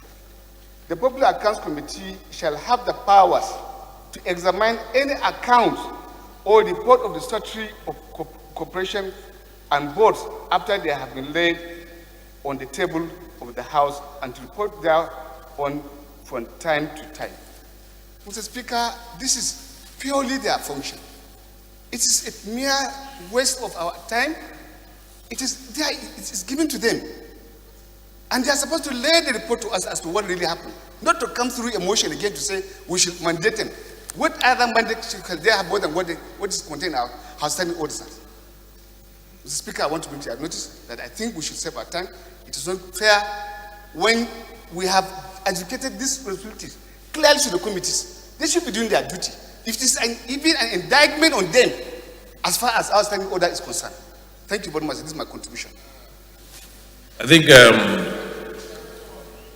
Honorable, you want to add to that? Yeah.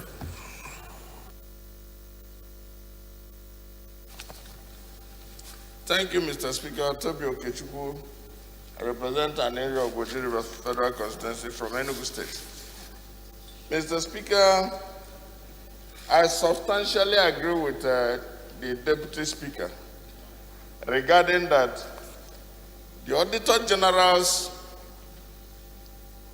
queries or report is an invitation for Parliament to act, for the Parliamentary Committee to act. But, Mr. Speaker, if you look at the motion, statutory corporations, it also said that the KPMG report further corroborates it to the tune of 526 billion. I think the addition of that private sector report and the KPMG report would require the mandate of this House for them to give effect to this. And I believe, like he said, they have been investigating, but they needed additional impetus so that they can act substantially and extensively. Thank you. Yes.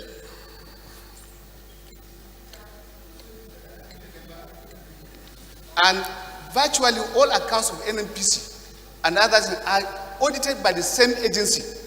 And it's supposed to be laid. There's nothing special on this matter. Nothing special. I want to say nothing special. By our rules, this is their statutory function. And let me ask, what about the remaining reports that have been laid before? What has happened to them? Why are we selective? If we are going to say, there are so many indicting reports that I believe that should be of attention to this house. And I think it is for the public accounts to raise to the occasion, to do their function and give us a report so that we consider. As far as I'm concerned, there's participation on this matter that we say, okay, we must come back. The Constitution has guaranteed their own. It is the only established committee that is guaranteed by the Constitution and backed by whatever is provision we have in our standing order, sir. Thank you very much, sir. I think the Deputy Speaker is right in the sense that I think what Deputy Speaker is saying is that the motion is redundant and superfluous in the sense that there is already inherent powers in the Committee of Public Accounts to do what they're asking us to tell them to do. I think that's his point.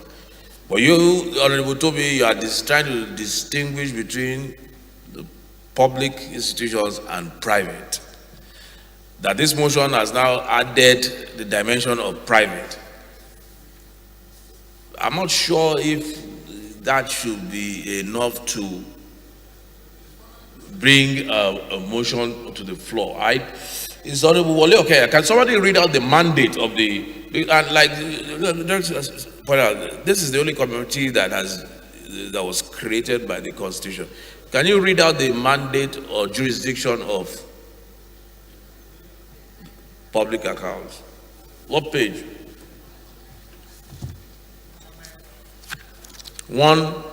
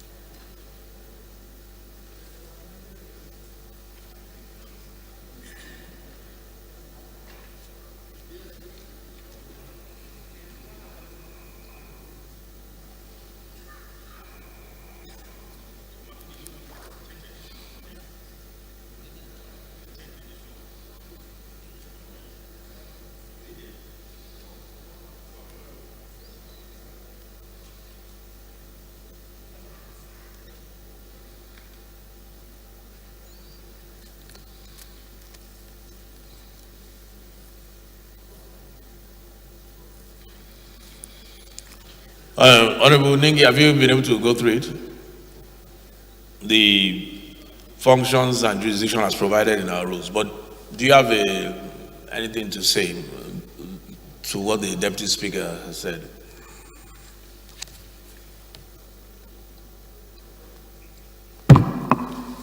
Thank you very much, Right Honorable Speaker, my respected colleagues. I remain Abdullah Saad Abdulkadir, representing Ningiwarji Federal Constituency. Right Honorable Speaker, with due respect to the Deputy Speaker and other contributors to this motion, I would like to explain to this Honorable House that on our assumption of duty, we had an onboarding program organized by the Office of the Auditor General for the Federation and some development partners that served as resource persons.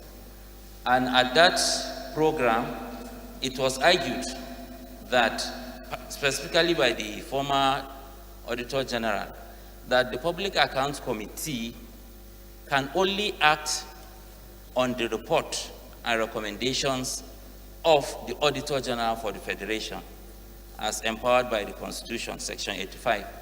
And he further stated, which was supported by the resource persons, that for the Public Accounts Committee to do anything extra aside from the report or recommendation of the Auditor General, we have to get a referral gazetted in the Journal of the House. So, Mr. Speaker, if you recall, this is not the first time we are bringing such motion to the floor, and we got a referral just before COVID, because in line with the deliberations we had, the understanding was that, okay, if we need to do any further investigation, we need the backing of the House and it should be gazetted.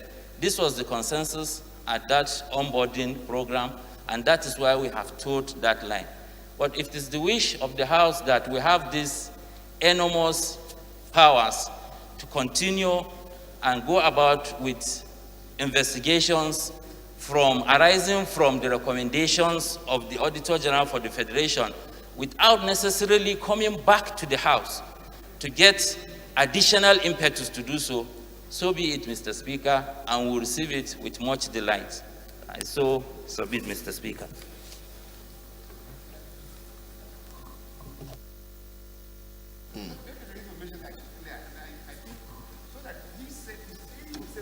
Gazetted. We all know the meaning of gazetted. When you have to gazette the matter, there is a gazette that we do. Our order paper is not a gazette. And that's why I'm saying, as far as this matter is concerned, I still insist, sir, so that we should be guided and not to creating confusion. You gazette your bills, another matter. So if you want to gazette this one, you come through the normal procedure, you write to the speaker down for it to appear so that public and other people will see and generate interest. That's the essence of going to gazette. And this is very clear. I still insist. If you have issues, it's for you now to lay a report, even if it is halfway, to say we are investigating agency ABC, but these are the issues we have, and then for the House to consider and approve the way forward for you. But not to come, if we have been having that, it's because we have not been taking our time. And I say it's an indictment, I say insist it's an indictment on the committee. The committee have enormous power to summon anybody in this country to look into any book of accounts. And there is what is called status inquiry. Apart from the Auditor General report, you are free to conduct status inquiry on any agency. That's the truth.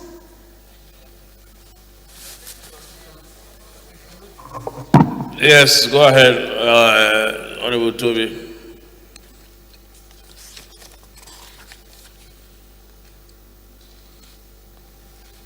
Thank you, Mr. Speaker. Honorable colleagues. I think it was page 125, item 4, on the Committee of Public Accounts in our order, and they read so: the Public Accounts Committee shall have the power to examine any accounts or reports of statutory corporations and boards after they shall have been laid on the table of the House, and to report thereon from time to time to the House. Mr. Speaker, honorable colleagues, I think the reason deterred for the motion that has been brought to the House is essentially for them to have additional impetus. Because, just let me drop my point, sir. Because as they had at the commencement of that committee been interrogated on what they can do and they cannot do, this motion is an additional persuasive impetus for them to be able to do their work without let or hindrance. Otherwise, you see agencies or corporations or even the people like KPMG questioning that they have not complied with the provisions or procedures required for them to present evidence. So I would think that item 4 is very clear on what we can interrogate statutory bodies and boards. But the KPMG report, for you to summon it and bring it to bear on the work they are going to do, it's very clear that they will require the mandate of the House. And he has said so clearly. Just a moment, sir. And he has said so clearly that this was the briefing and the consensus they had. So I would think that this is a further and better persuasive authority so that they can freely do their work without let or hindrance. Thank you very much. Yes, Ben. Thank you, Mr. Speaker. Honorable colleagues, I represent Benjamin Okeze Carlo. I represent the good people of Nigeria, starting from Ben, the federal constituency. Mr. Speaker, this boils down to interpretation of both the rules of the House as well as the Grundam, the Constitution of the Federal Republic of Nigeria, especially in regards to Section 88. With your permission, may I read a few lines? Mr. Speaker, subject to the provisions of this Constitution, each House of the National Assembly shall have power by resolution published in its journal or in the official gazette of the government of the Federation to direct or cause to be directed investigation into any matter or thing in respect to which it has powers to make laws. And we can go on and on if we go to the B part and down. I believe that the rules of the House was made with the recognition of these particular provisions of the Constitution. And the issue for determination here borders on procedure. Whether the committee, after being constituted and given mandate, should come back to the House to acquire extra power for them to carry out their commission. Mr. Speaker, I'm more inclined to agree with the Deputy Speaker's position on the grounds that the power is already stated, both in the Constitution as well as the rule of the House. What ought to be done in this instance, whether there is the private sector element or purely public sector, the committee should do a report to the House, lay down what they are encountering, and make a proposition by way of recommendation of what they need to do. Once it is laid before the House, because the Section 88 made it clear, through their resolution laid before, it becomes, immediately they lay it, that resolution is gazetted. They now have whatever power they want to acquire from the House, than coming to ask for extra power to add to the one they have already. I believe it has been taken care of by Section 88, subsection A and B, as well as the provisions of our House rules that commission that committee. Thank you, Mr. Speaker. Well, thank you, Honorable Ben Carlo. I'm trying to clear in my mind where you stand exactly, because if you say you agree with the Deputy Speaker, which I am leaning towards as well, if you look at the Constitution and what you read out, Section 88, which I had looked at, it seems to go against my own position and the Deputy Speaker's position, because it says clearly in Section 88 that the only way you can investigate is by a House resolution. That's what it says. And which is consistent with the rules that Honorable Toby, read Section 88 again.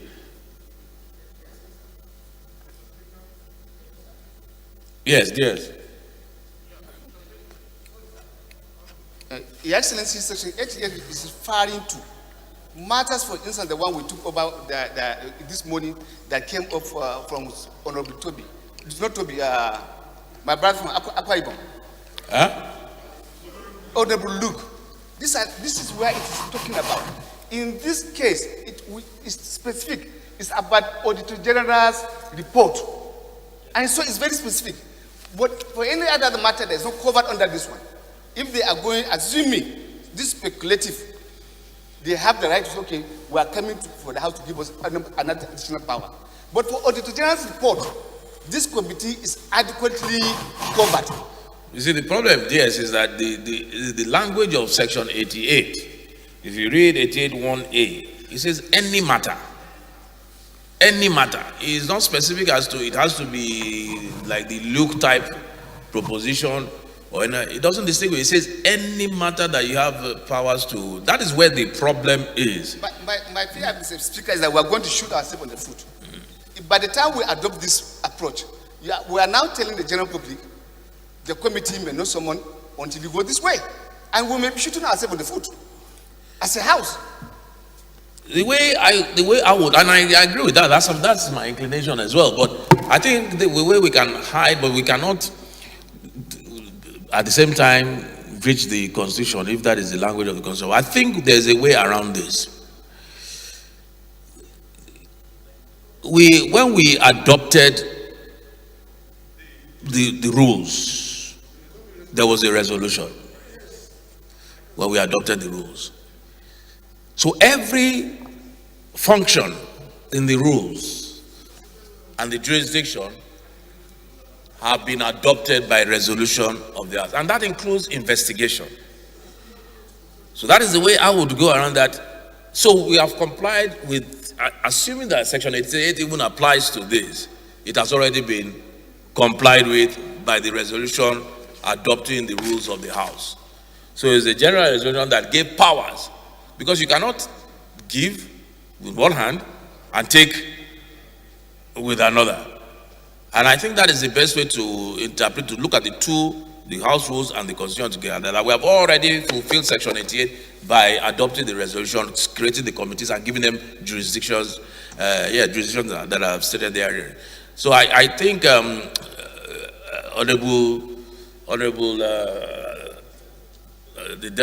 Deputy Speaker is right, and I'm believing that Honorable T.J. Yusuf is of that same inclination, and Ben and most of us here. Because yes, it will be dangerous. We will be handcuffing ourselves to say that we have to come here, and it's not just public accounts. It will mean every committee will have to come to do what ordinarily is their responsibility. And we all say that all work lies in committees. Plenary is just formality. In any legislature, the real work, the engine room, is the committees. So we cannot shortchange the committees. So I'm glad that Honorable Ningi and Public Accounts felt they were doing the right thing and were not trying to overreach. But by resolution and by today's decision, you can go ahead with, any committee can go ahead with anything that is in the normal course of their oversight, which includes the investigation. So, Honorable Ningi, you've moved your motion. I believe it was seconded. It was seconded. Okay, you've moved your motion. You've debated it. Yes, it was seconded and debated. Yes. So since that has happened, first of all, I will rule on DS's point of order and say that the House can carry on. It has, you see, there's express powers and there's inherent powers. So under your inherent powers, you can carry on with your investigation. Those in favor of the motion, even though it's superfluous, please say aye. Those against, say nay. Ayes have it.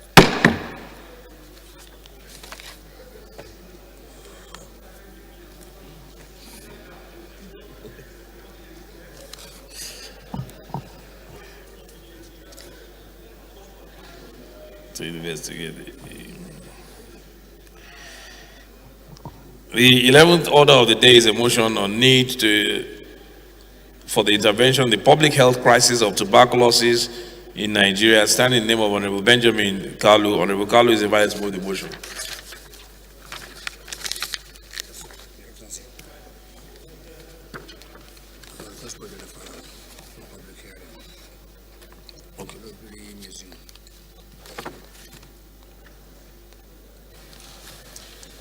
Thank you, Mr. Speaker, honorable colleagues, for this privilege to present the motion, because today is International Tuberculosis Day, and this motion borders on tuberculosis. I rise to move the motion on the need for intervention in the public health crisis of tuberculosis in Nigeria. The House notes that tuberculosis is a mycobacterium tuberculosis that affects the lungs, and over the years has been associated with mortality, even though it is curable and preventable. Mr. Speaker, honorable colleagues, the House also notes that the World Tuberculosis Day is celebrated annually on March 24th to reassess the efforts and encourage a strong engagement of stakeholders to end tuberculosis. The House further knows that tuberculosis is one of the top 10 causes of death and the leading cause of a single infectious agent above HIV/AIDS. And according to data from the WHO,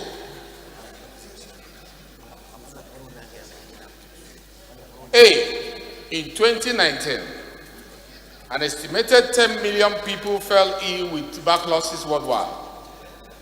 B, 1.4 million people died from tuberculosis in 2019, including 208,000 people with HIV. C, tuberculosis is the leading killer of people living with HIV. D, tuberculosis is present in all countries and age groups. E, approximately 60 million lives were saved through tuberculosis diagnosis and treatment between year 2000 and 2019. Mr. Speaker, honorable colleagues, the House is worried that in Nigeria, a total of 127,000 people died from tuberculosis in 2019 and 27,000 people from HIV. The House is concerned that in 2019, an estimated 440,000 people in Nigeria were living with tuberculosis, of which 285,000 were men, 155,000 were women, out of which 83,000 were below 14 years of age.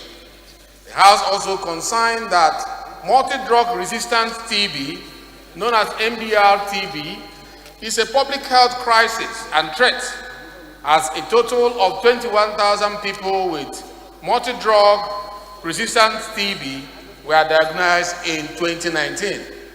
Mr. Speaker, honorable colleagues, further concerned that out of the 440,000 TB cases, only 120,300 were registered, leaving 319,700 undiagnosed and untreated cases, which could result in the spread of the disease in Nigeria.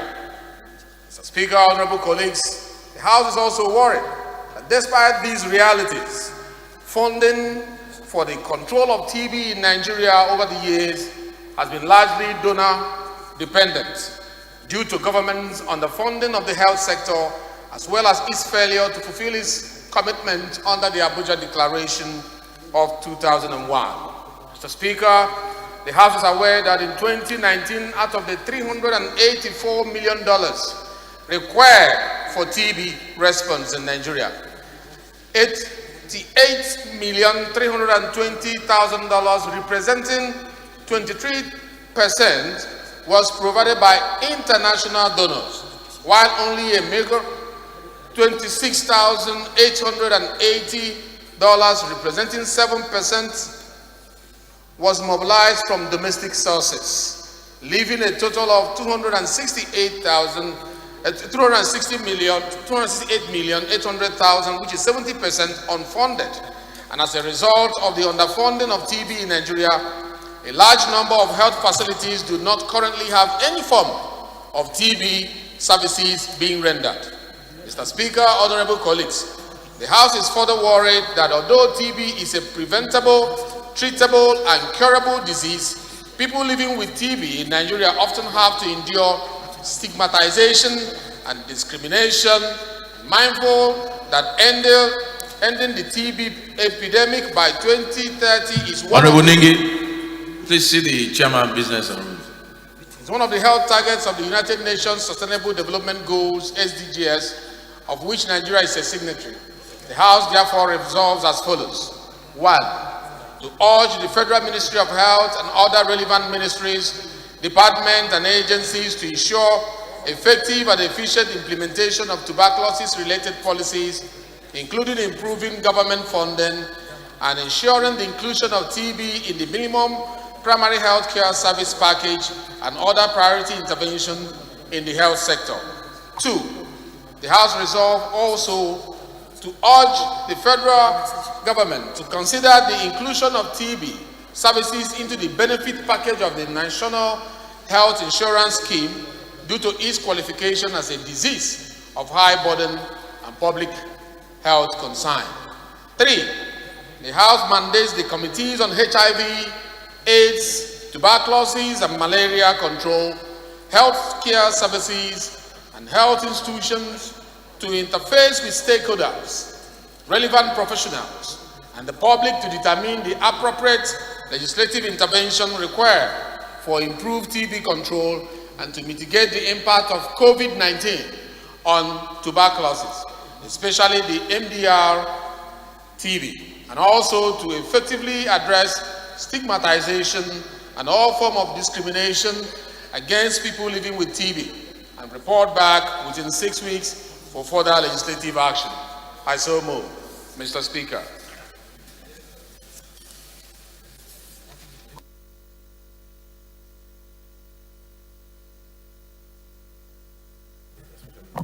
Engineer Sonny. Engineer Sonny, please. Record.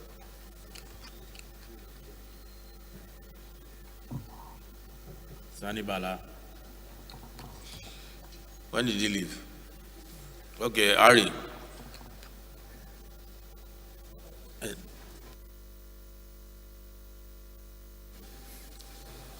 Thank you, Mr. Speaker, respected colleagues. I am Honorable Ali Mohammed Abdul Mumi, member representing Nasarawa Total Federal Constituency. Mr. Speaker, I rise to second the motion, ably moved by the colleague I so second, sir.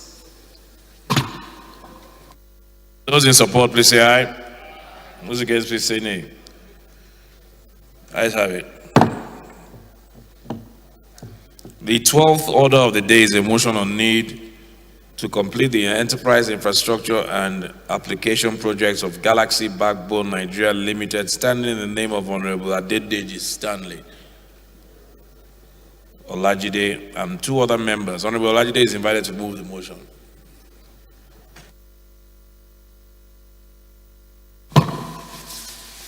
Thank you, Right Honorable Speaker. Distinguished colleagues, I remain Honorable Adedeji Stanley Olajide, member representing Ibadan Northwest Southwest Federal Constituency. I'm from Oyo State. I rise to move this critical information technology infrastructure motion, bordering around the urgent need to complete the enterprise infrastructure and application projects of Galaxy Backbone Nigeria Limited. First of all, I would like the House to note that information communication technology plays a key role in national development, and it enables organizations to be more productive, thereby spurring economic growth. I repeat, spurring economic growth. It makes government more efficient, decision-making more transparent, and fosters social inclusion. Furthermore, Mr. Speaker, I also want to tell you that Galaxy Backbone was established by the federal government of Nigeria to operate a nationwide IP-based network that will provide a secure and common platform for connectivity, transmission, and storage of vital information, especially sensitive data, classified data, as well as infrastructure services for all government, ministries, departments, and agencies, and also private institutions. Aware that in line with its mandate, Galaxy Backbone, as designed, as manufactured, deployed, and commissioned, NICTIP-1, which is the National Information Communication Technology Infrastructure Backbone,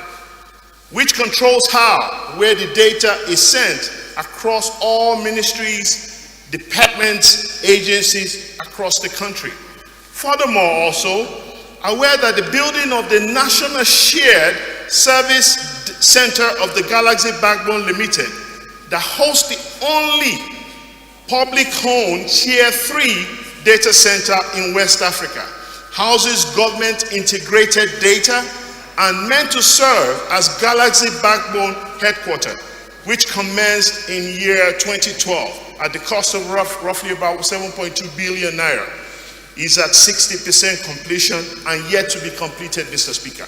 Further aware that the Galaxy Backbone relies solely on the cloud infrastructure of Huawei for storage of government data, and urgently need to acquire critical cyber security infrastructure. I stress cyber security infrastructure, as well as to carry out the capacity building training of MDAs. This needs to be addressed, Mr. Speaker. Furthermore, concerned that the power systems of the NICTIP-1 is designed to use the grid and generator service with unsustainable cost of about 2.5 billion a year, and the generator sets are almost end of life, Mr. Speaker.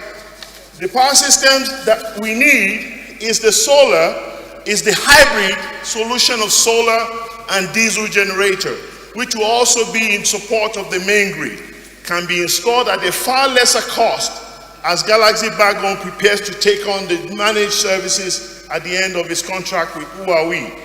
Critically, furthermore, concerned that the cost of completion of the building of the National Shared Services Center continue to rise significantly due to inflation, and if not urgently completed, construction of the building may be abandoned or completed at a much more cost. Worried that the government solely rely on Huawei cloud infrastructure, which I know they have better cloud infrastructure in the market today for the storage of data, as there is a need to have a backup storage infrastructure, especially one that will do that to protect our sovereign data, not relying on foreign infrastructure for our sovereign data, Mr. Speaker.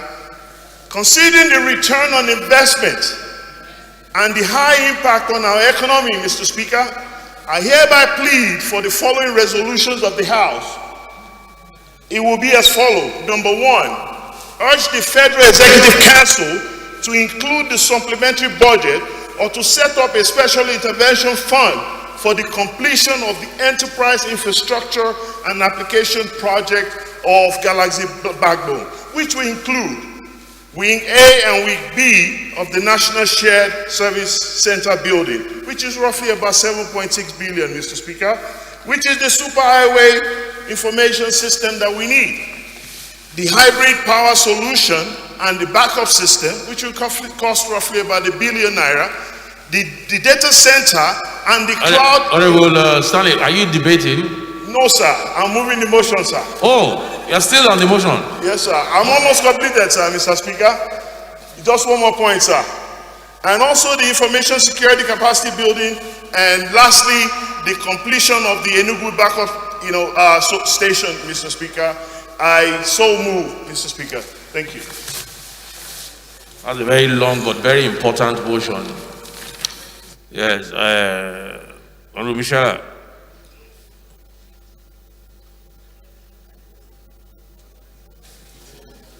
Thank you, Your Excellency. Right Honorable Speaker, Deputy Speaker, Honorable colleagues. I remain Honorable Dr. Haruna Michelia. I stand to second this very important motion, ably moved by Honorable Stanley Olajide. I so second, Mr. Speaker. Yeah, indeed, it was ably moved. You've covered everything. I don't know, but I think the Honorable Toby wanted to say something on this. Just allow Honorable Toby, because I think you really covered the, yes. Thank you, Mr. Speaker, honorable colleagues. My name is Toby Okechukwu. I represent an area of Woji River Federal Constituency from Enugu State. Mr. Speaker, honorable colleagues, I think the phonetics of our colleague further added some, persuasive authority for us to this, apart from the importance of the motion. You were persuaded by his phonetics. You know, you say you overmoved it very well. So, Mr. Speaker, I was in ICT committee last, in 7th and 8th assemblies. And it is very sad that some of this infrastructure, which essentially border on our sovereignty, because they store government data, government information, that we are timid in completing them. They have their headquarters there. These centers are supposed to be running without any power cut, without any stoppage, because they provide things which we will, as a sovereign nation, be reluctant to warehouse overseas, because you don't know who tampers with your data. So it's of foremost importance. I remember that they are doing a backup station in case the one in Abuja collapses, that they have it elsewhere. That center has been running in an incomplete infrastructure, incomplete buildings. So I think that there would be need, apart from these resolutions, for an effective follow-up, that when either by amendment or they're bringing the next budget, we should interrogate these issues. So I completely support it because it is of overwhelming importance. Galaxy Backbone is a corporate body that is set up by government, completely owned by it. So if you bring up a child, why wouldn't you support it? So I think that it is incumbent on Parliament to remind the executive to do their job. Thank you very much. Thank you. Motion phonetically moved by Stanley and supported with local language by Honorable Toby.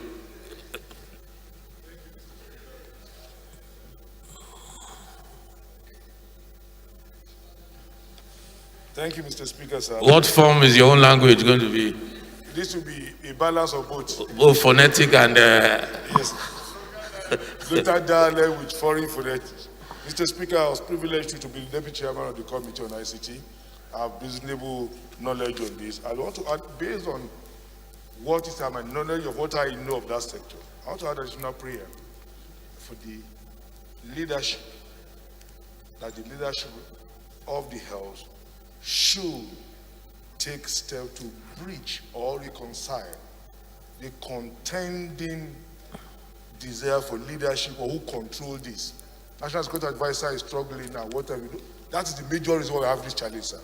And this has to do a lot with where we are going as a nation.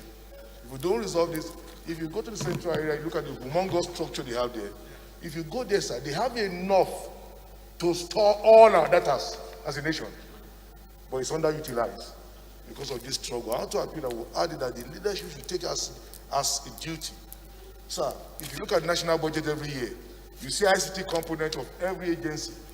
If you add it together, it's about running to billions that can be warehoused just here and save us cost. So I'm appealing that additional prayer should come, that leadership should resolve, should get involved to resolve the legal contention about who hold and who should be in charge. That's my appeal, sir. Thank you very much for that very important contribution. So we'll just put the question. Those in support, please say aye. Aye. Those against, please say nay. Ayes have it.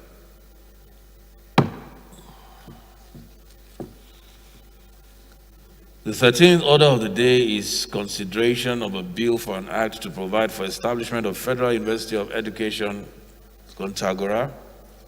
And for related matters, honorable members will recall that the bill was committed to the Committee of the Whole on Wednesday, 10th February 2021. The leader will move for its consideration. Leader.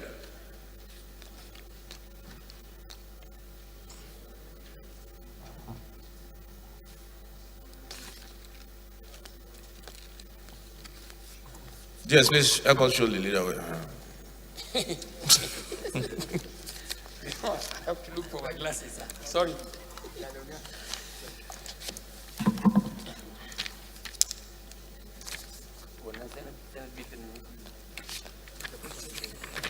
Thank you, Mr. Speaker. Thank you, honorable members.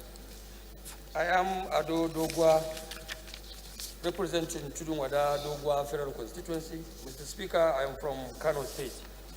I rise to move that a bill for an act to provide for the establishment of Federal University of Education, Kontagora, and for related matters, HB 1136, Senate bill, be presented for consideration. Mr. Speaker, honorable members, I so move.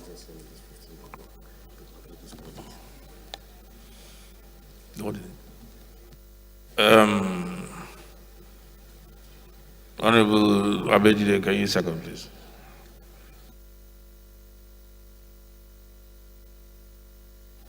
Thank you, Mr. Speaker. Honorable Leke Abejide is my name. I represent the good people of Yaba Federal Constituency. I'm from Kogi State.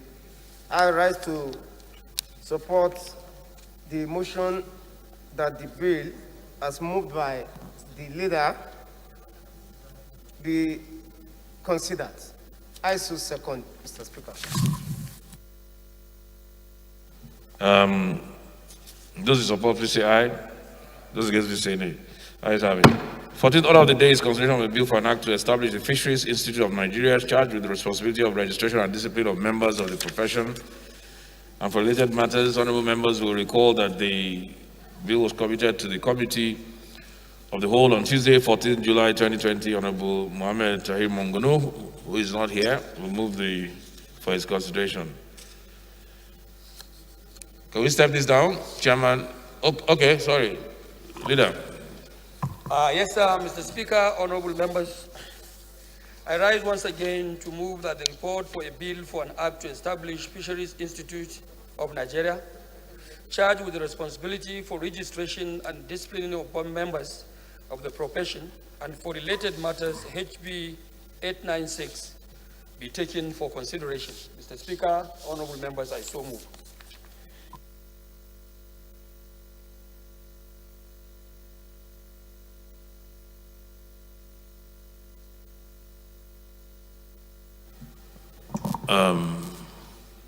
Honorable Shala.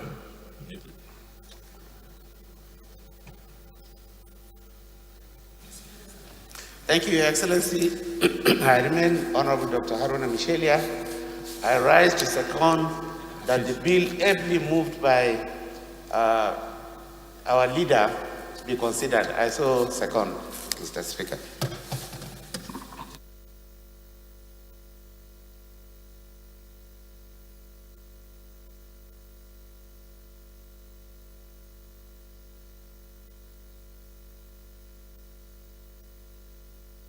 Those in support, please say aye.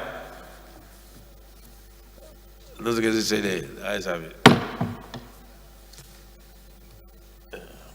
The 15th order of the day is consideration of a bill for an act to establish the Federal University of Agriculture, Kaba, and for related matters. Honorable members will recall that the bill was committed to the Committee of the Whole on Wednesday, 10th March 2021. Honorable Fulata Hassan will move for its consideration.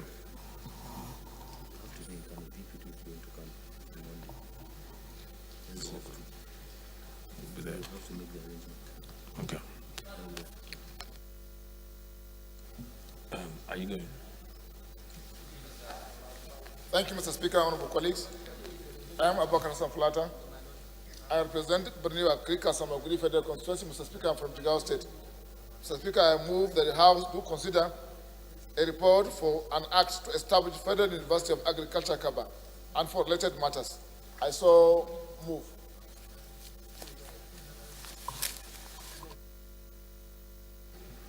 Any second? Oh, no, we're stepping down, right? Okay, step down.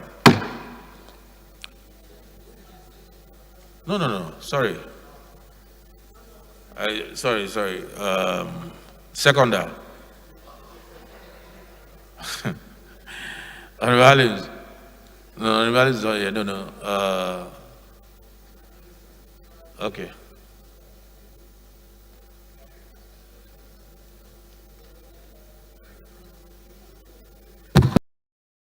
Thank you, Mr. Speaker, honorable colleagues. I remain Honorable Abdullahi Halims. I'm from Ankpa Federal Constituency, Kogi State. I rise to second the motion as ably moved by Chairman, Rules and Business. Those in favor of the motion, say aye. Those against, listen nay. Ayes have it. 16th order of the day is consideration of a bill for an act to amend the National Oil Spill Detection and Response Agency Act 2006. And for later matters, honorable members will recall that the bill was committed to the Committee of the Whole on Wednesday, 9th October 2019.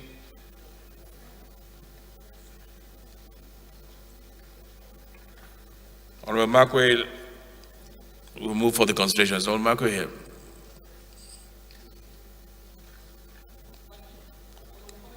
Makwe. Thank you, Mr. Speaker. I am Honorable Makwe Livinus Makwe. I represent the good people of Ohozra, Onitsha, and Ivo Federal Constituency. Maki, please resume your seat as the acting chief. Thank you, Mr. Speaker. I am Honorable Makwe Livinus Makwe, member representing the Ohozra, Onitsha, Ivo Federal Constituency of Ebonyi State. Mr. Speaker, honorable colleagues, I rise to move for consideration a bill for an act to amend the National Oil Spill Detection and Response Agency Act 2006 and for related matters. I so move, Mr. Speaker. Honorable Maki, please second Honorable Makwe's bill. Thank you, Mr. Speaker. My honorable colleagues, I remain Abubakar Maki Elleman. I'm from Jigawa State. I represent Madam Mudori Kaugama Federal Constituency. I stand to second the motion heavily moved by my honorable colleague. Thank you, sir. Which one was it? The bill that. Which one? Number 16. Number 16. Yes, sir. Can I read it? That a bill for an act to amend the National Oil Spill Detection and Response Energy Act 2006 and for related matters, sir. Thank you. Thank you, sir. Those in support, please say aye. Those against, please say nay. Ayes have it. 17th order of the day is consideration of a bill for an act to establish the Nigerian Council of Psychologists charged with responsibility for determining the standards of knowledge and skill to be attached by persons seeking to become registered members of the psychology profession in Nigeria and for related matters. Honorable members will recall that the bill was committed to the Committee of the Whole on Tuesday, 14th July 2020. Honorable Ali Mohammed Abdul Mumin will move for its consideration.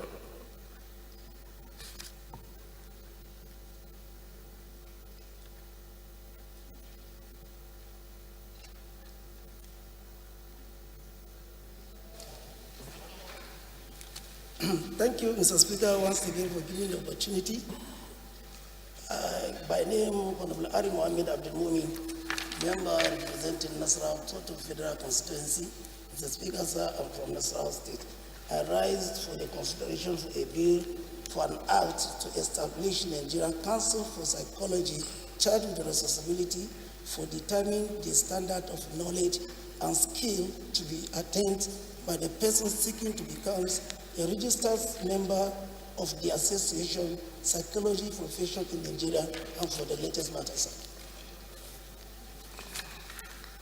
Thank you.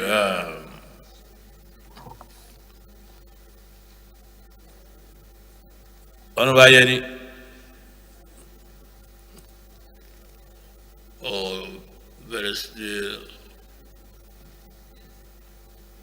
Honorable Duku.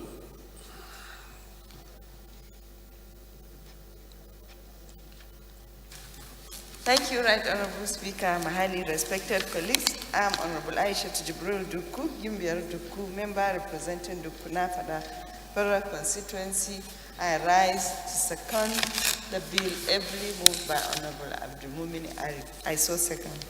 Those in support of the motion, please say aye. Those against, please say nay. Ayes have it. 18th business of the day is consideration of the 3 reports of the Committee on Health Institutions. Honorable Pascal Obi will move for its consideration. Honorable Pascal here. I think he left.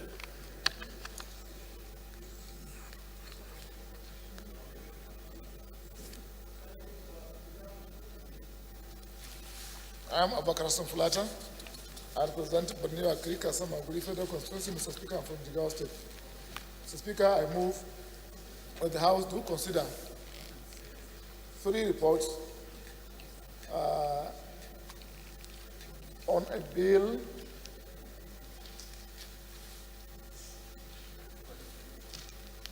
three reports in respect of House Committee on Health Institutions as contained in order paper number 18, 19, and 20. I so move.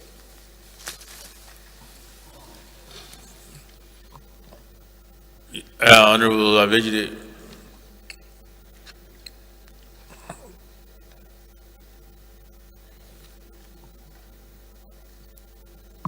Thank you, Mr. Speaker. I remain Leke Abejide, member representing Yagba Federal Constituency.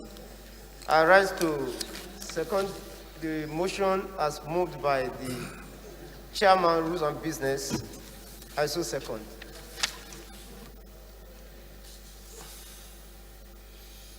Those in support, please say aye. Those against, please say nay. Ayes have it. House Leader, please move that the House to resolve to the Committee of the Whole to consider the reports. Thank you, Mr. Speaker, honorable members. Ado Dogwa is my name, Mr. Speaker. Honorable members, I represent the people of Dogwa, Chujungwada Federal Constituency from Kano State. Mr. Speaker, honorable members, I rise to move that the House do resolve to the Committee of the Whole to consider reports. Mr. Speaker, honorable members, I respectfully move. Honorable Toby.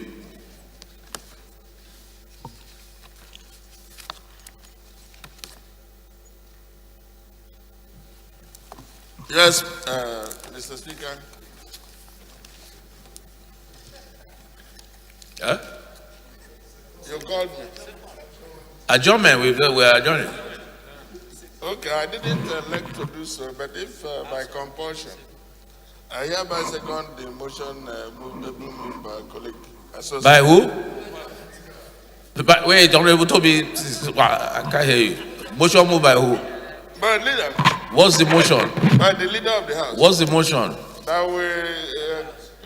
That we move to consider the reports. Okay.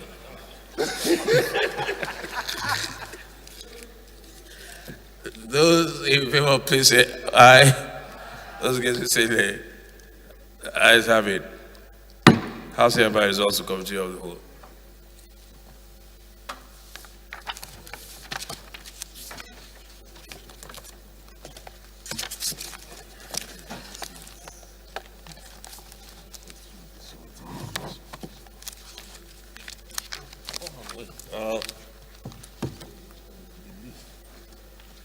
You wanted the list?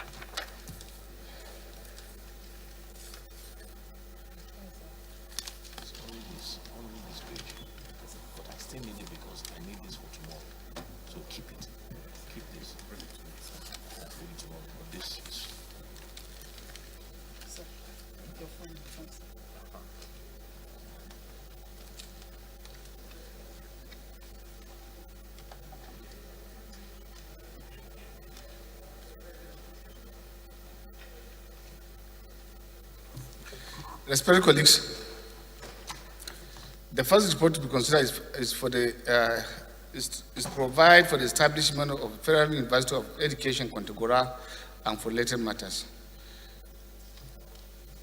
Colleagues, if you recall, this particular report was under consideration, and because of the numbering, we stepped it down. I believe it has now been cleaned up.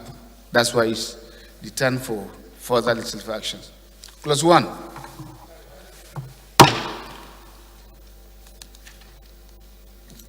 Clause 2. Clause 3.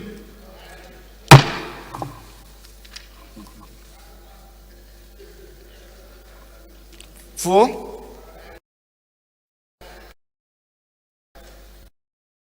7, 9, 10, 11, 12, 13, 15, 17, 18,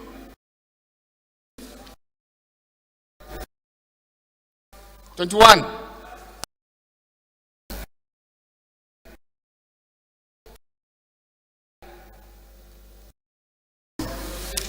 26, 27,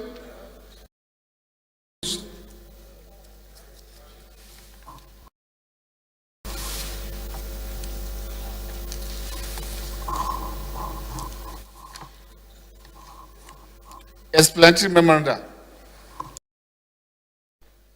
Long title.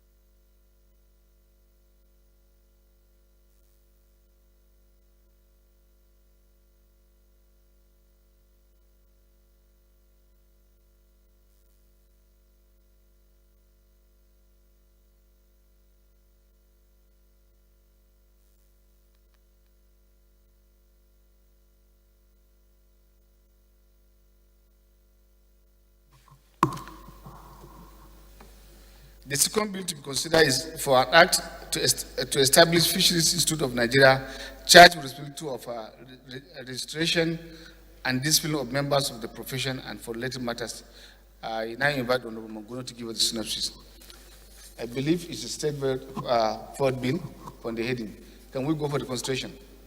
Clause 1, 2,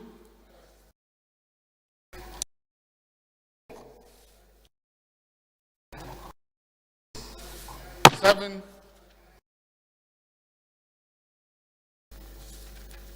9,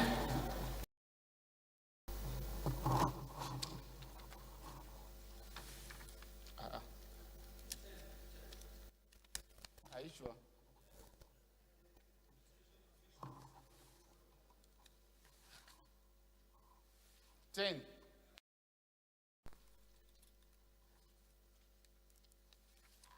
12, 11, 12,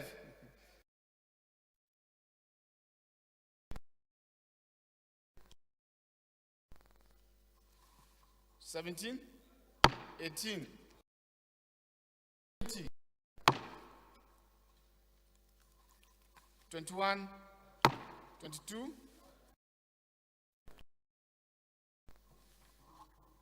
24, 7,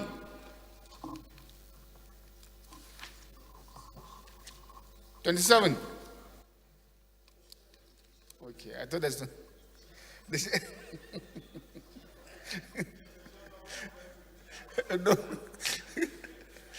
I want to believe you are following.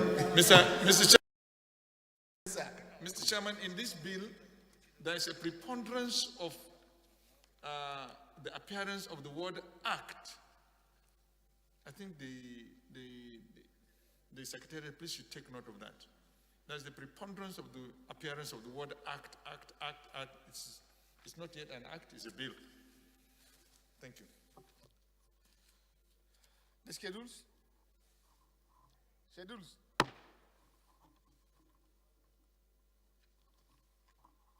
Explanatory memoranda. Long title. Thank you.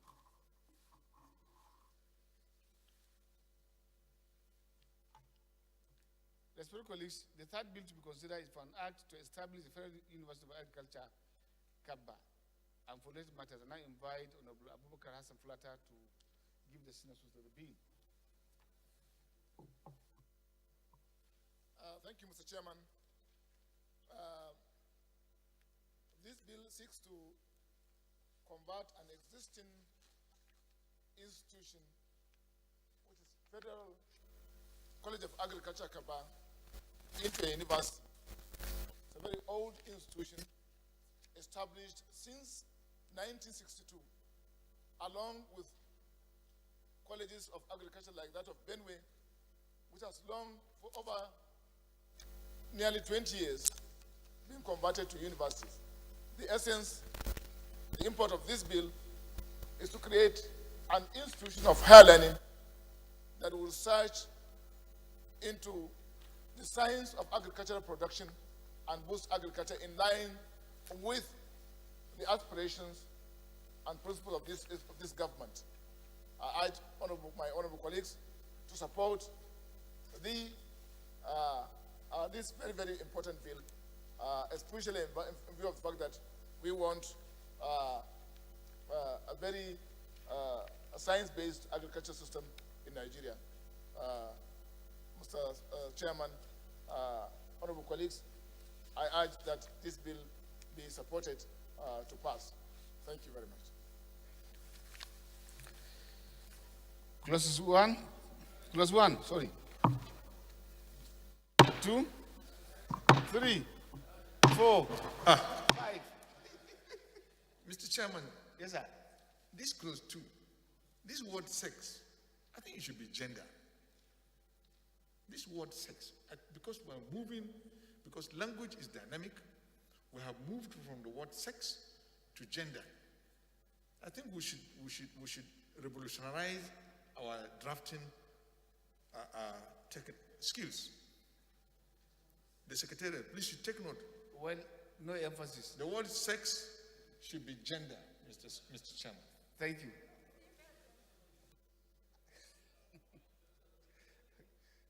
I don't know that.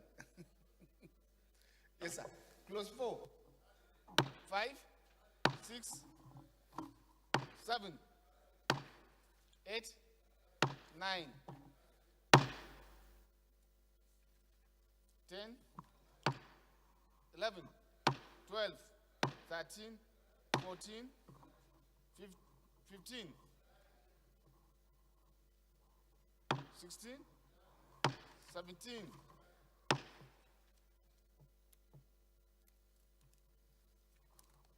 18, 19, 20, 21, 22, 23, 24, 25, 26, 27. The schedules, explanatory memoranda, long title.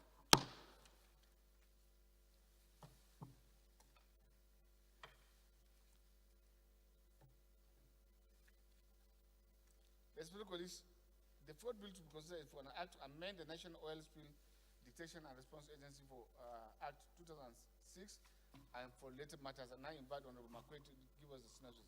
Honorable Makwe recall that this same bill was also on consideration, and there are certain fundamental errors in terms of numbering was what we asked you to go and clean. Have you done that? Comply? Thank you. Is it amended or complied? Thank you.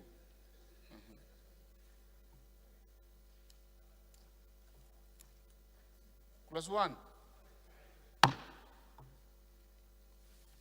2. 3. Are you sure?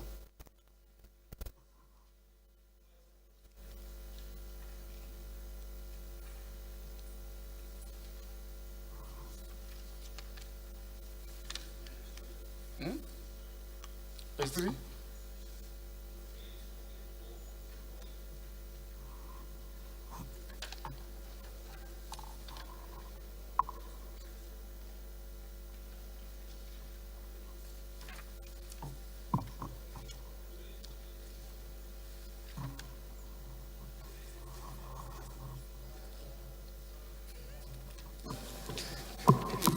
Mr. Speaker, you recall that you asked us to put both the Principal Act and the amendments. So again, paragraph 1 contains everything that is in the Principal Act. Anything that is amended is reflected in the second column. So on page 1, you have clause 1. On page 2, you have clause 2 that is retained.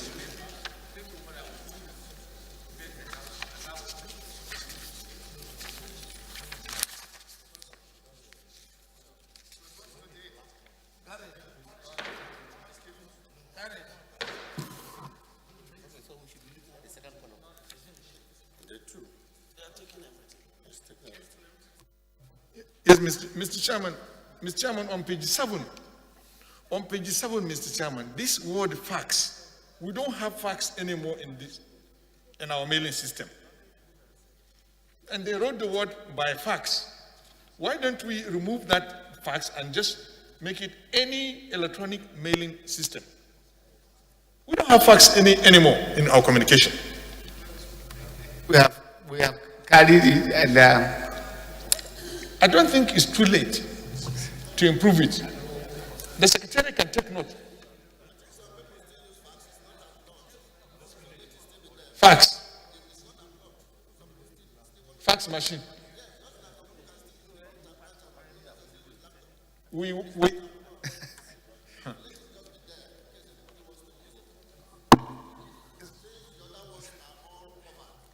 Thank you.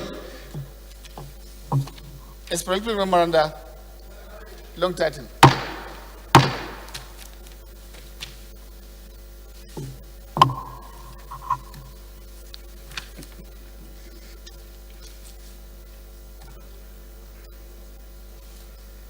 Respected colleagues, the fifth bill to be considered is for an act to establish the Nigerian Council of Psychologists, charged with the responsibility of determining the standards of knowledge and skills to be attained by persons seeking to become registered members of the psychology profession in Nigeria and for related matters. And I invite Honorable Arid Mohammed Abumumi to give the synopsis of the bill. Thank you, Mr. Chairman. Respected colleagues, this bill is called for an institute to be in its own position. The Institute of Psychologists, Mr. Chairman, sir, and honorable colleagues, you find out that in other developed countries, the presence of the institute helps a lot in solving common issues in their own nations. Mr. Chairman, honorable Mr. Chairman, honorable colleagues, I may say it this way: psychology as a profession is a scientific studies of a human behaviors with a view to predicting and controlling same as a discipline of studies of psychologists, which has well over 53 areas of specialization, which including clinical, military, industrial psychologists. Mr. Chairman, sir, it also includes developmental psychologists, forensic, social, community, counsel, personnel, and child psychology, and and learning disabilities, among others. Clauses 1 to 27. 1 to 27, it has been carried. To 27.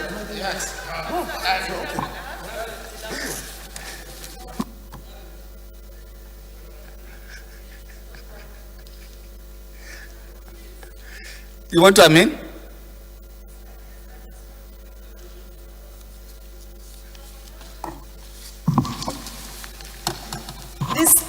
This bill is not gender sensitive. all in the entire bill, it is he, and there is no she. And I am a psychologist. I'm a psychologist of teacher and instruction. So I have to be represented, and all other females that are psychologists too. Thank you. Secretariat, help us take care of this observation, including the one that was brought up by Honorable Sada. Please, if it is possible, do the cleaning, but without necessarily affecting the work we have done. Thank you. The schedules.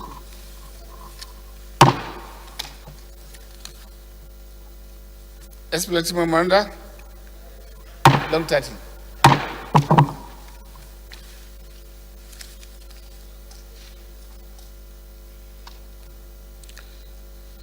Respected colleagues,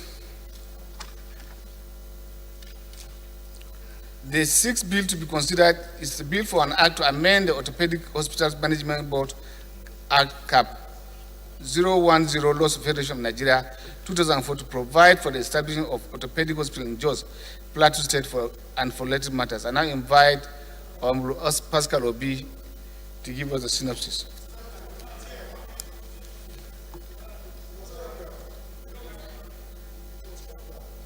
Not step down, it's for, it was step down.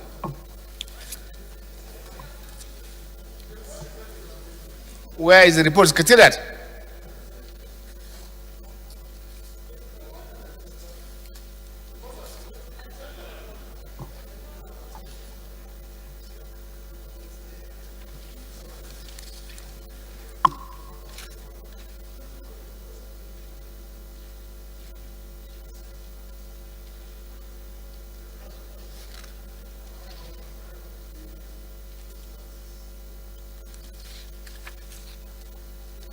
Yes, colleagues, are we through now? Just one page bill.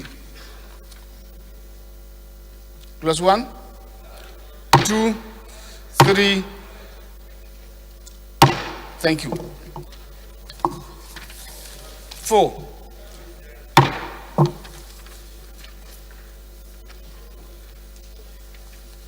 Respected colleagues,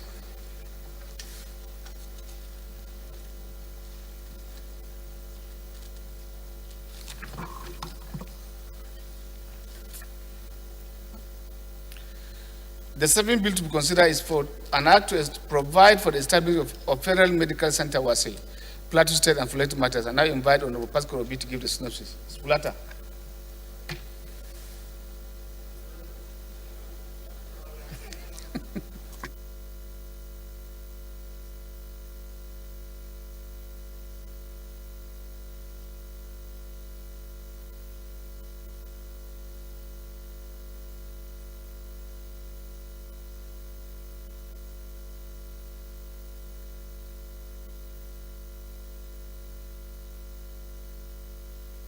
This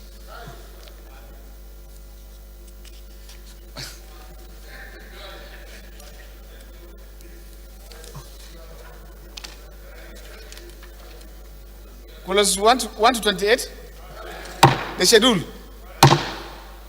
explanatory memoranda, long title.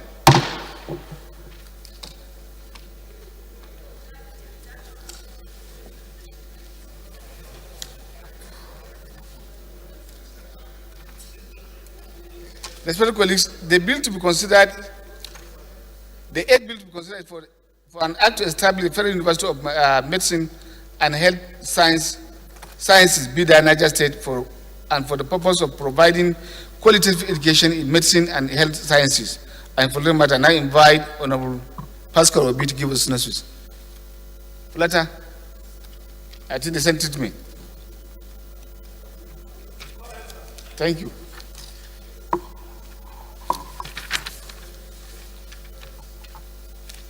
Clauses 1 to 16. Explanatory memoranda. Long title. Leader, move that will resolve to dissolve back to plan to report progress. Thank you, Mr. Chairman, honorable members. I rise to move that the House do resolve to plenary and report progress of the committee of the whole. Mr. Chairman, honorable members, I do move. Seconder, Honorable T.J. Yusuf. Thank you, Mr. Chairman. I rise to second that we report to plenary assembly moved by the House leader. I so second, Mr. Chairman. Sir. Those in favor of the motion say aye. Against say nay. That's have it. House it has by resolve to plan to report progress.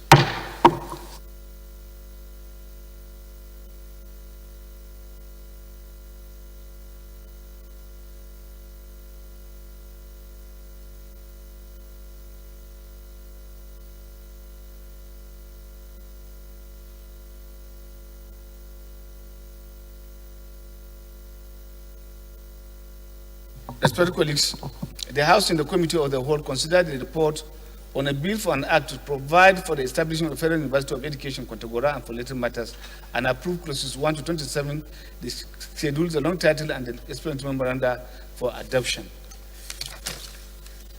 Respected colleagues, the House in the Committee of the Whole considered the report on a bill for an act to establish the Federal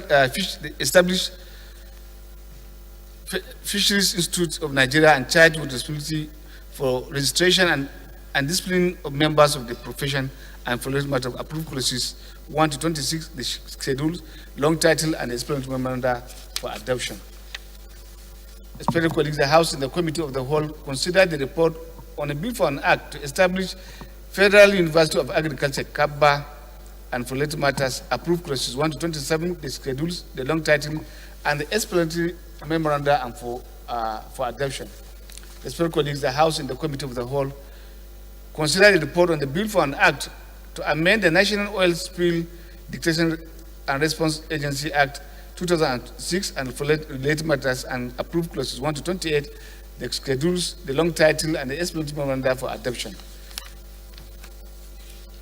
Respected colleagues, the House and the Committee of the Whole considered the report of the bill of an act to establish the Nigerian Council of Psychologists charged with the responsibility of determining the standards of knowledge and skills to be attained by persons seeking to become registered members of the psychology profession in Nigeria and related matters, approved clauses 1 to 27, the schedules, the long title, and the explanatory memoranda for adoption.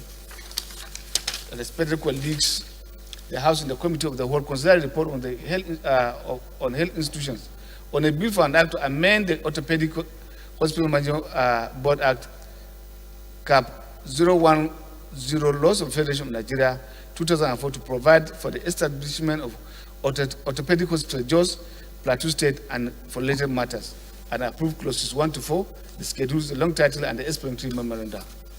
Respected colleagues, the House and the Committee of the Whole considered the report on the Committee on Health Institutions on the bill for an act to establish, to provide for the establishment of Federal Medical Center, Wase, Plateau State, and for related matters, and approved clauses 1 to 28, the schedules, the long title, and the explanatory memoranda for adoption. Respected colleagues, the House and the Committee of the Whole considered the report of the Committee on Health Institutions on a bill for an act to establish the Federal University of Medicine and Health Sciences, BIDA, Niger State, for the purpose of providing qualitative education in medicine and health services and for related matters, approved clauses 1 to 28, the schedules, the long title, and the explanatory memoranda for adoption. Leader, move for adoption of the report of the Committee of the Whole. Thank you, Right Honorable Speaker. Honorable members, I rise to move that the House do adopt the report of the Committee of the Whole as reported. Mr. Speaker, honorable members, I so move. Honorable Ali.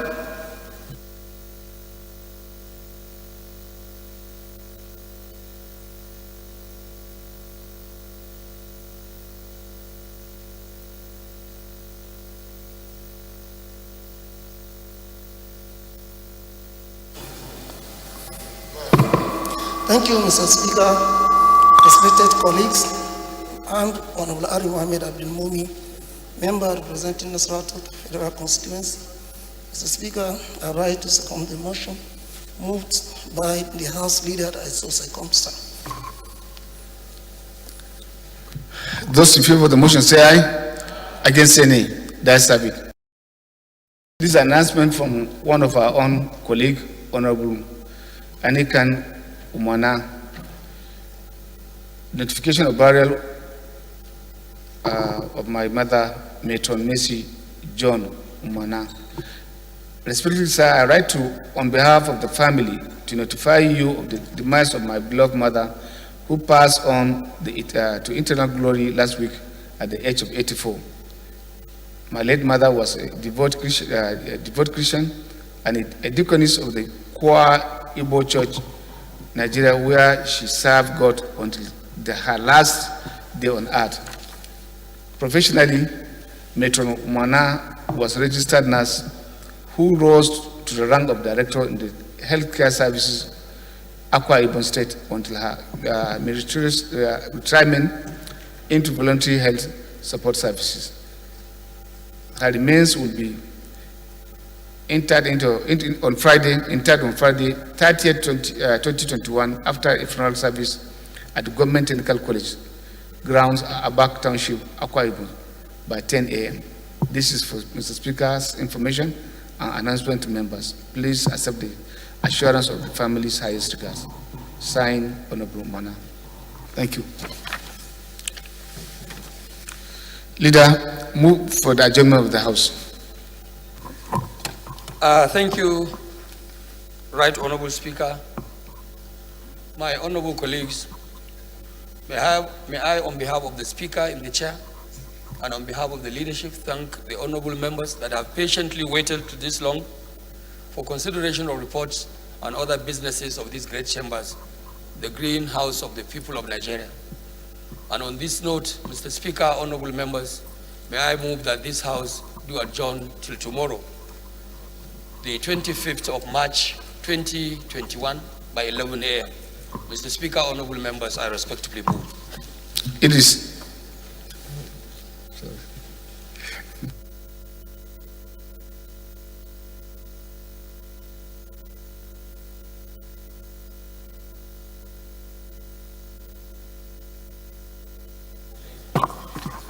Thank you, Mr. Speaker, my honorable colleagues. I remain Honorable Kabir Idris, member representing Kura, Madobiga, Ramala. Mr. Speaker, I'm from Kano State. I rise to support this motion, heavily moved by our leader, to resume tomorrow at 11 a.m. tomorrow. I so support, Mr. Speaker. Thank you. Those in favor of the motion say aye. Against say nay. The ayes have it. To tomorrow 11 a.m. Mr. Speaker, we bring back that bill to site Kaba University. We bring it back for reconsideration.